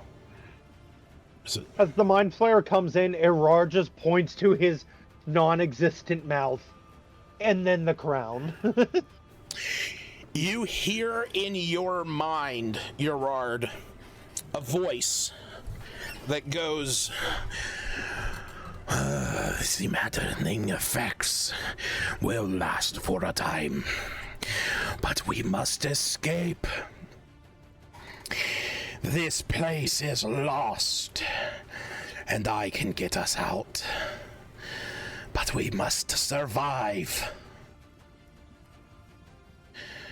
As you can hear the sound of combat still ever present on the eastern side. The Mind Flayer holds his hands out and says, "Quick, grab upon me." Groff, it is your turn. There we go. All right. We still trying to run away? If that's what the Mind Flayer thinks is best, I would agree. The Mind Flayer wants out of here. You guys can make your I own Mind choice. Flayer's probably the smartest one here. I would like the head of what's his name if we can manage to get that before we go. The head of Zardarok Sunblight. Yes. Let me see here. I've got a slug in my head that says go with the get out. All right. I'll say to the group. All right. I can shoot a shadow arrow down. Give us darkness as cover, and we can bail it. I don't think you're getting that head, though, boy. He's just laying right there at the doorway. All right. Well, I'll aim right past his head. And then I will shoot an arrow of darkness, or a shadow arrow, 5 feet below where it says X1, just to give... That's the one you meant, right? Yeah. Aaron? Okay. Yeah. So like 5 feet below that, just to give us some cover, so they can't see where we're headed. What is the... It gives you the darkness spell, which is 15-foot radius. Okay. Have you done with the door to keep it locked? What's that? I do something to keep the door locked, so dropping all them inside. I mean, the door was locked, the door wasn't locked, but you guys did just push it open, so you could. All right, there is now a sphere of darkness enveloping the space just south of the doors.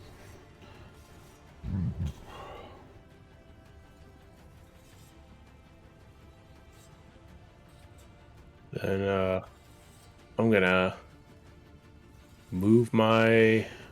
I got 35, I think.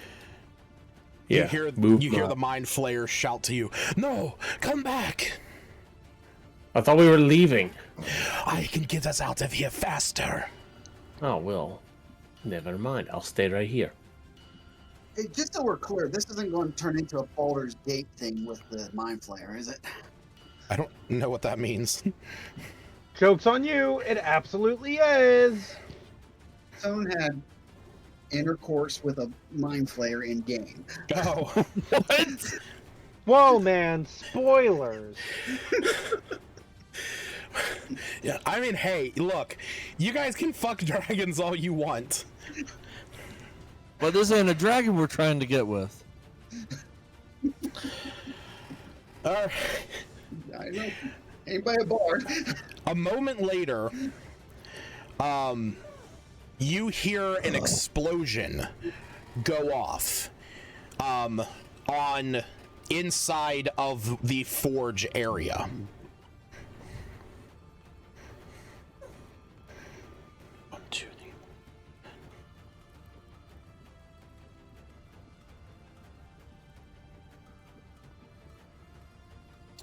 Urard, it is your turn. You see that the Mind Flayer is holding its hand out as it says, "Quick, quick, we must be quick." I'm gonna take the maddening crown off, stuff it in the bag for future reference, Okay. and I'm just gonna grab onto the Mind Flayer. Okay. And then Do we have- while I'm grabbing onto him, I'm gonna start casting mending on myself. Okay.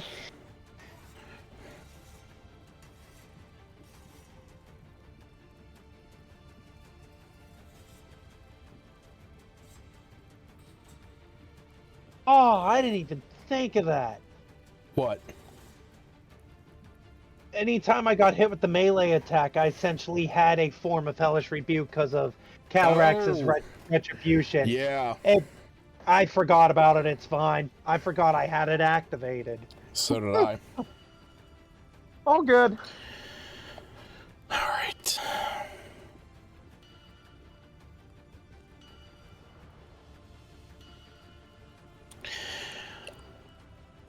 Okay. Like I said, you hear a shout, or you hear an explosion go off over in the Great Forge. Slagru, as your turn is coming, you hear what sounds like combat now going in the area of the Great Forge.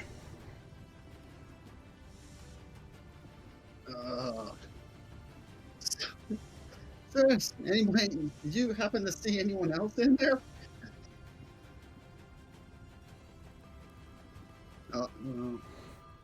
What's the dragon doing? You can't see the dragon anymore because the dragon is now behind a cloud of darkness. Oh, okay.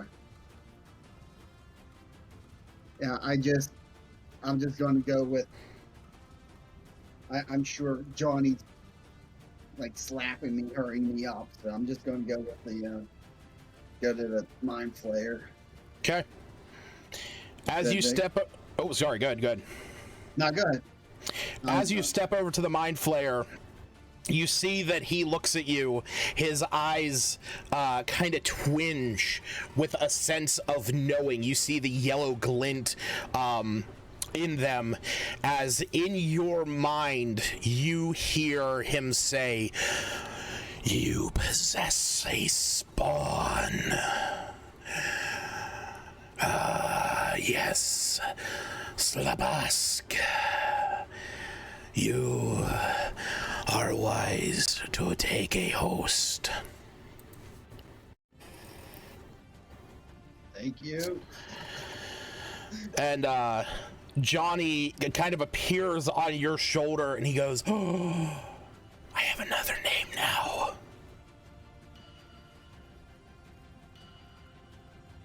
Woo. It is your turn. You see your allies beginning to congregate around the mind flayer. I'm going over to where, what's his name, had died. Okay. Chop off his head. I need you to make a strength check. Or no, sorry. Let's do survival. But it's going to be survival strength. So technically you're going to get a +1 to it. Okay. Would I be able to add my D10 to that? For what? Your trophy hunter? No. Yes. Well, that is on to gain information, detect or track a trophy. I thought we also used it to help me obtain from trophies. I don't know if we did. I'll let you do it this time. And anyway, it's a D12.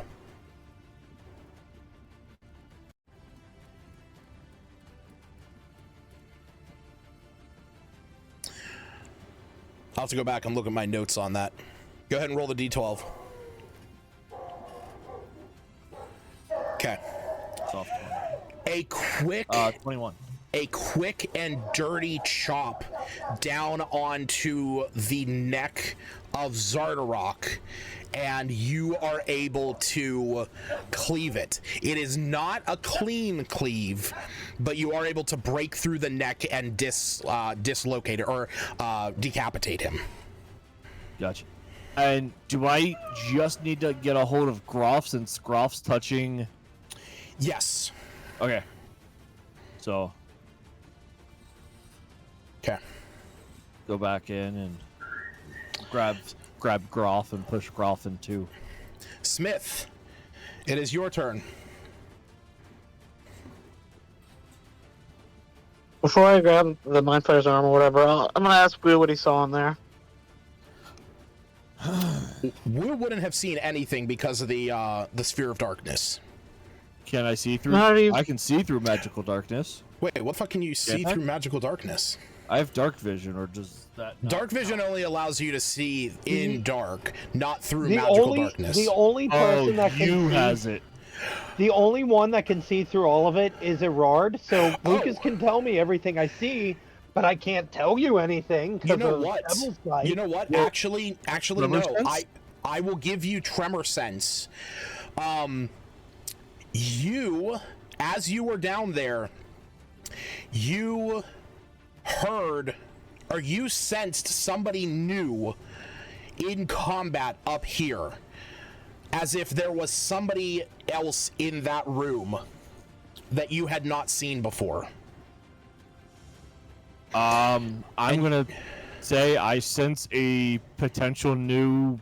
There is a new person in there. Don't know if it's an ally or not, but it's somebody who I have not felt presence of prior. I really want my lantern back, but I'm just gonna grab their arm. Grab the Mind Flayer's arm or grab onto someone.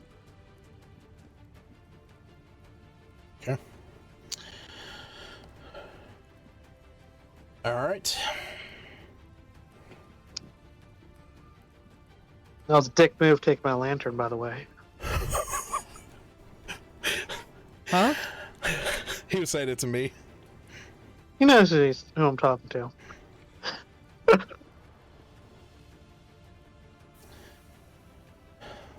All right.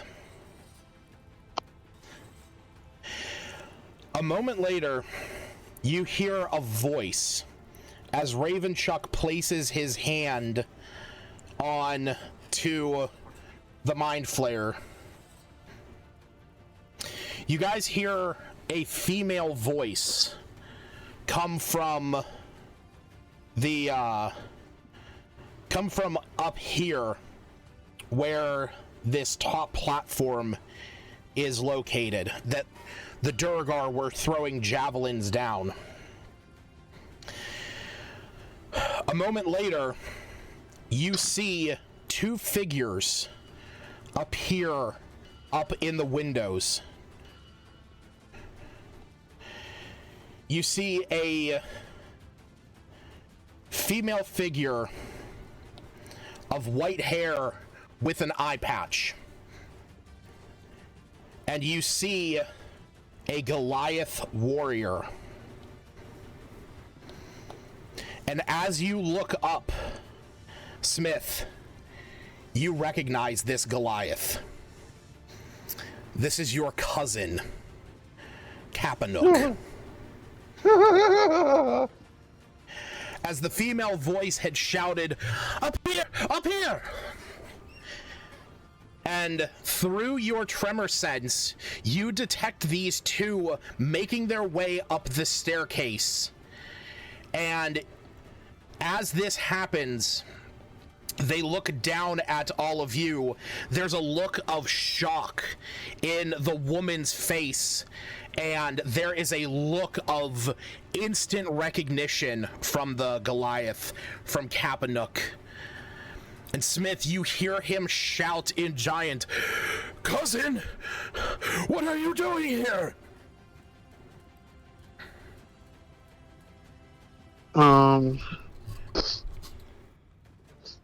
Leaving? 1 second.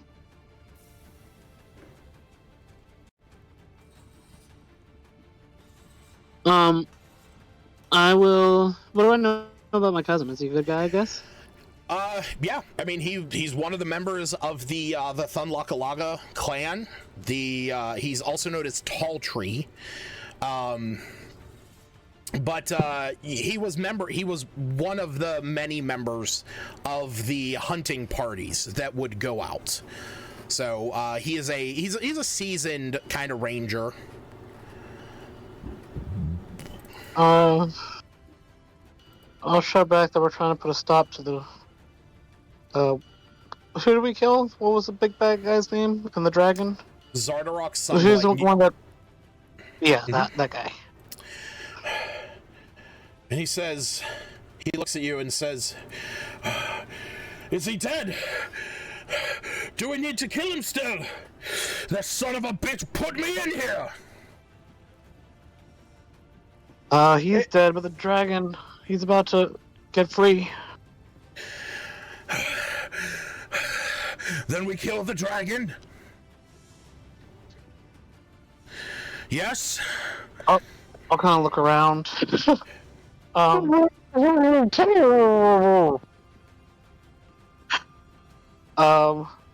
Does he have weapons, I guess? He does not. I'm assuming he does? He does not. Oh, no. No. They are mostly just wearing, like, prisoners' clothing.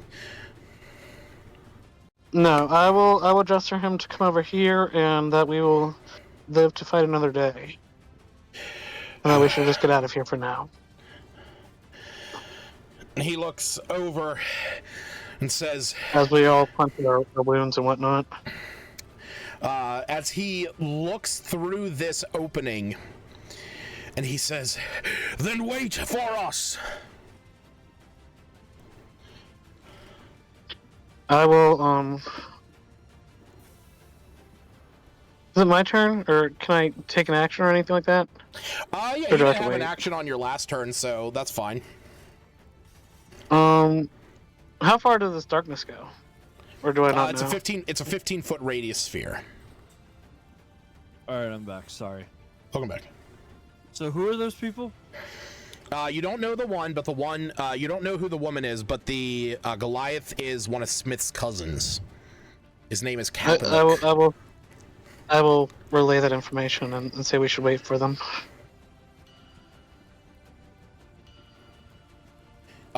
As you say this, the Mind Flayer looks over at you, and you hear in your head he say, "We cannot wait for long."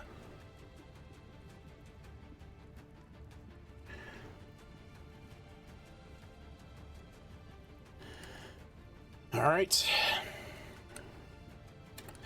And I'll shout to them to hurry. Okay. See, a moment later, they retreat back.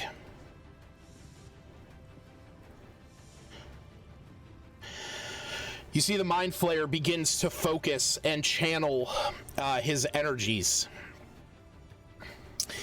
And Who's gonna tell him wait a moment? he did. Smith did. Okay.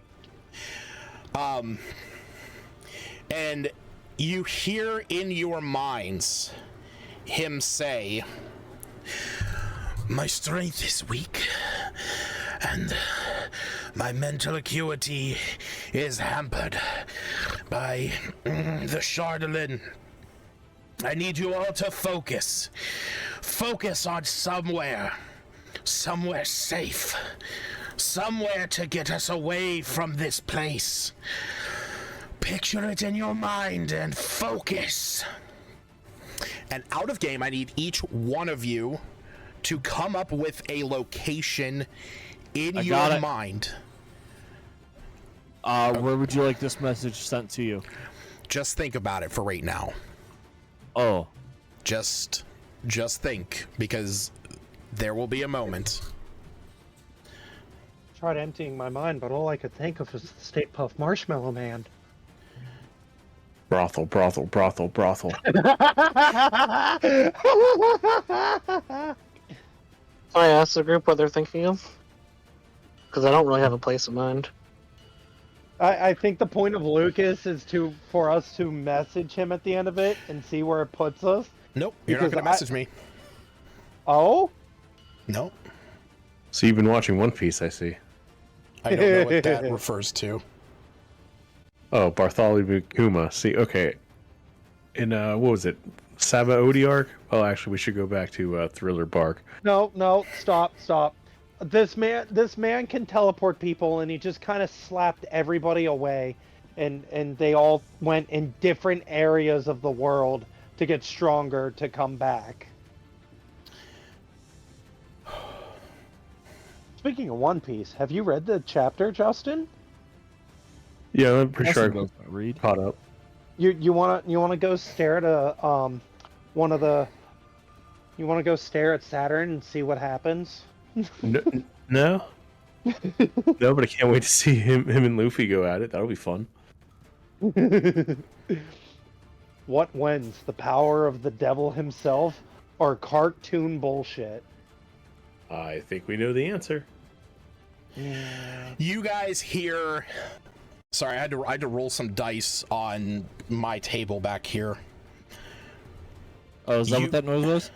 Well, that is like what I had to do. That's why I keep my special edition D20 around.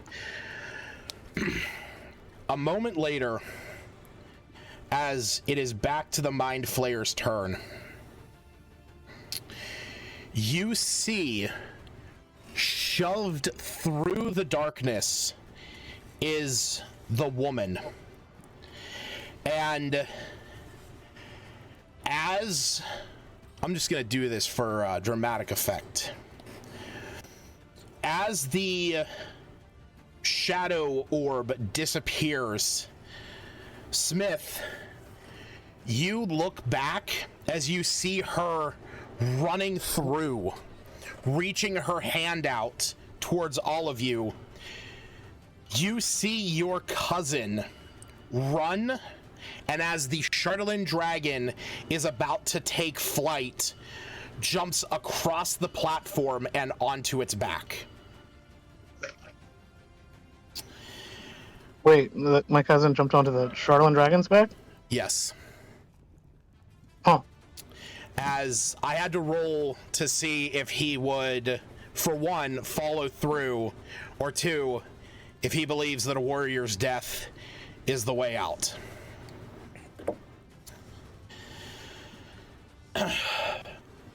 I need to roll a d10. I'll shout not to do it. Don't do it, cousin. Son of a bitch. Where's my dice? Oh, wait. I know. Come on, Lucas. You don't have a D10 near you? Dude, I do, but it's inside my red, like, dice tray, because it's the official... Rip it out. It's the official Rip D&D it out. ones. What do you mean official D&D ones? There's official, like, red D&D dice. These are the quote-unquote official ones. It's why I keep them in my red rolling scroll. Not a sponsor. Yeah, not a sponsor. Look at me. I got official D&D dice. They come in here. They're so fat. Smith, as you look down there and you see your cousin jump onto the dragon's back and you shout out, "No, don't." He turns around and yells. He says, nice knowing you. he says, "Get out of here! If I can kill it before it gets to the towns, I will!" And in that moment, the emotion is so great in you, Smith. What location did you think about? What is the place Smith would have thought this is the safe place for us to go to?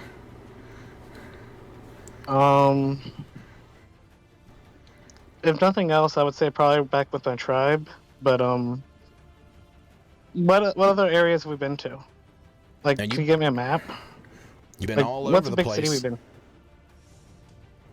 Bro. I can't think of anything. That's why I asked. Just stick with the idea of you're thinking of your tribe. I want to see where this Yeah, goes. that's my I know. tribe. I actually really like that idea. So, I just don't know to pick somewhere where we can all go, but I didn't think they'd be thinking of the tribe. But whatever, that's fine. well, this is the thing. This is a place that Smith would have thought of.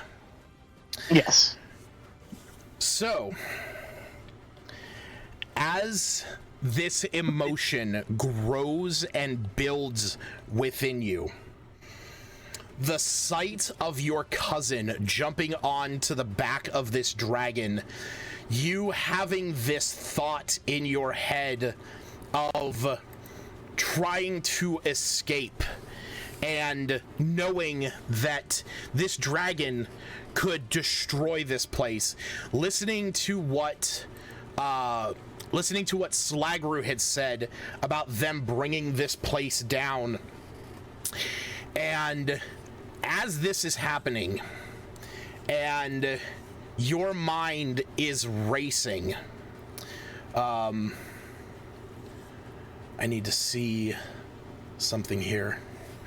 Your mind, as he is saying to think of somewhere safe, think of somewhere that we can go, your mind thinks back to Worm Doom Crag, the home of the Thunlockalaga Goliath clan.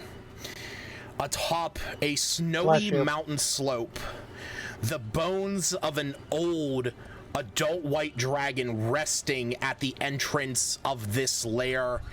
The Goliaths here enjoying company from those around who will trade food and shelter for stories and news from the Dale, rich in their own stories.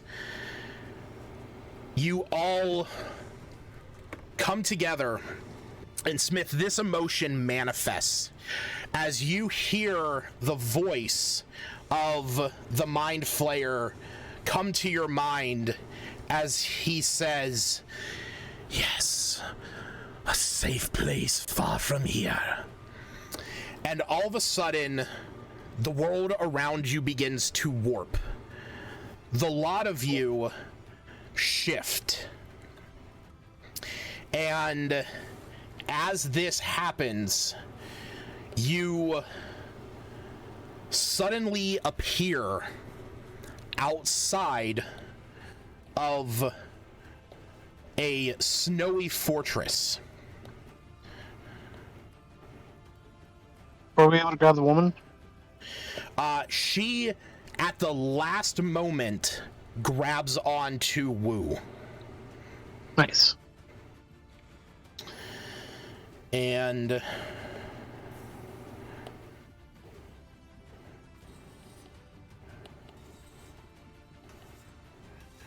me just one moment.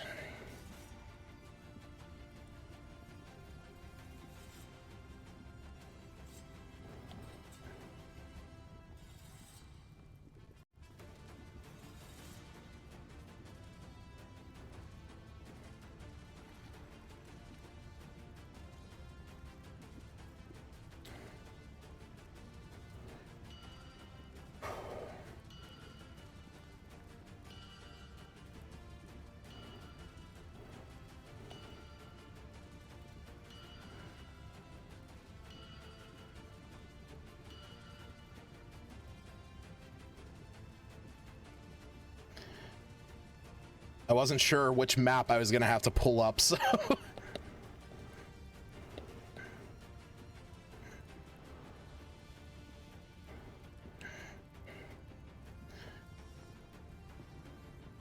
as all of you feel the world around you shift and contort, you feel this strange effect, but through it all, you maintain your connection to one another, leading back to the Mind Flayer that was able to aid and assist you in this moment. As everything finally comes back and things begin to settle, you notice, Smith, you are standing outside of your home as you all collectively appear in the same space. That's not what I was thinking.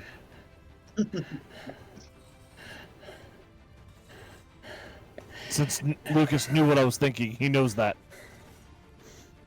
I don't, actually. Motherfucker, I messaged you even though you said not to. I know what you messaged me.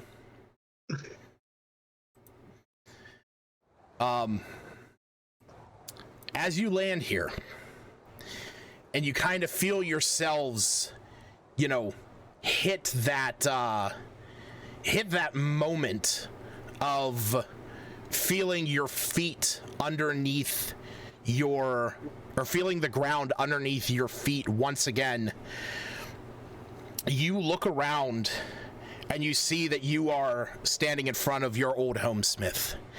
You see some familiar Goliaths as they have their weapons raised, and they shout in giant, "Smith! Is that you?"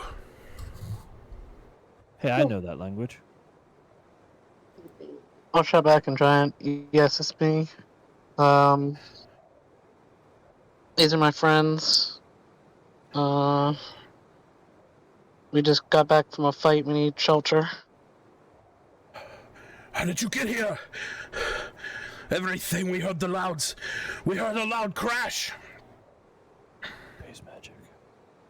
I'll kind of shrug and kind of... Is the Mind Flayer still here, I'm assuming? The Mind Flayer is still there. You can see he's like laying on the ground, nearly collapsed. Huh. I'll point to the Mind Flayer and say he got us out of this this fortress. Well then get in here. Get out of the wind.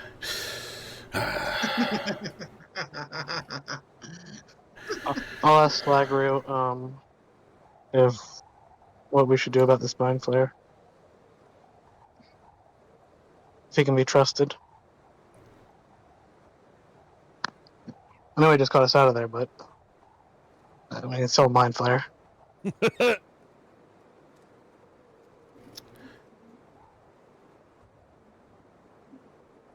What do you say, Slagru? What was that? Sorry. Smith was asking if he can be trusted. The Mind Flayer. As long as we've got Johnny around here, yeah, he'll help us out. Okay. Johnny. Well, Johnny's I'll kind of take him at his word, and I'll help the Mind Flayer, and I'll kind of adjust for everyone to come inside, and I'll kind of help the Mind Flayer like get inside, like carry him, I guess. Okay. As you are starting to make your way in, you see. I'll let the group know this is my home, obviously. Okay.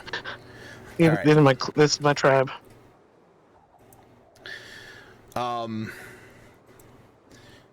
As you see these Goliaths standing up there, they look at you, Smith, and they say, Ugalai will want to hear about this. And you know, Smith, Ugalai Orc Splitter Thunlakalaga is your clan chieftain. And I'll just kind of nod at him. And as soon as we rest a little bit, I'll go talk to him. We'll go talk to him. You see that he nods. And that's where we're going to end it for today. Nice. But it's not 10 o'clock. I know it's not. I never say that it's going to last till anything. Bullshit. You said this is going to be a long session. This will probably run us till 10 o'clock. I said this is going to be a long combat, and I'll tell you what. You guys did very well. And I will give you credit for that. Level up? Yes. No, he said credit. Yeah! I will give you guys can level up. Because Long rest level up? it is Level up. it is gonna be a long rest. It's gonna be a long rest in time in game, but yes. I just can't wait to go to sleep and see nightmares with Calyrex going, what the fuck did you do? But let me express this. So, you guys did, quote-unquote, survive Sunblight. If that's what you want to call it. But the dragon has escaped. You have killed Zardarok Sunblight, but the dragon is now loose on 10 towns. That sounds like the Frostmaiden would get angry about that and fix it. Who knows? This is her area. She wouldn't let a dragon take over or anything like that. Sounds like a them problem. Yeah. Yeah, So- good thing we're not in 10 towns anymore, right, guys? So that's the thing that I want to point out. Right now, you guys are over here where it says Worm Doom Crag. You are as far from 10 towns as you have ever been in this campaign so far. So, with that in mind, I will remind you guys that you did have a bit of a job or task to come here in time anyway, because you had made allies with the Werebear, Oya Montana Rock, who was the one you guys met at the Black Cabin, who was part of the... What's that, Smith? I was wondering when we'd run into him again. Yeah, now, keep in mind, he was a member of... For the rival tribe. Exactly, of the Sky Tower Shelter. So, that is... because he was part of the Akhenathi tribe. So... so yeah, that is Long rest. that is where we're gonna do it. You guys can get a long rest. You guys can level up as. I got nothing special. Other than I can you should get reroll. a. You should get a. Oh wait, you guys are. Hold on. Wait, We're you level guys- 9. Oh yeah, you are. When the fuck did you last level up? It's been a while. I can. Unless you want us to be reroll level a saving 10. throw No. that you fail, you must use the new. I hear max reroll. level. I agree with Glenn. I think 20 is No. good. Shut up. Glenn said max level. I heard max level. Max level 20. Yeah. I just don't know when you guys went up to level 8. It's been a while. A couple months ago. Oh, I know Like it's. a year ago. I know it's been a while. It has been a while in game as well. Like the last time we leveled up, I think was we hit level 8 before I had the discussion with what's his face about Calyrax and everything else, I believe. Yeah. Before everybody died before he died. Well done. Yeah. Oh, why am I?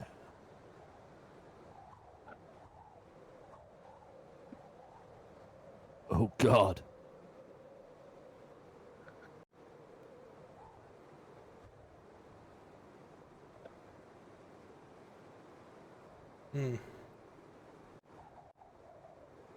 Can't remember.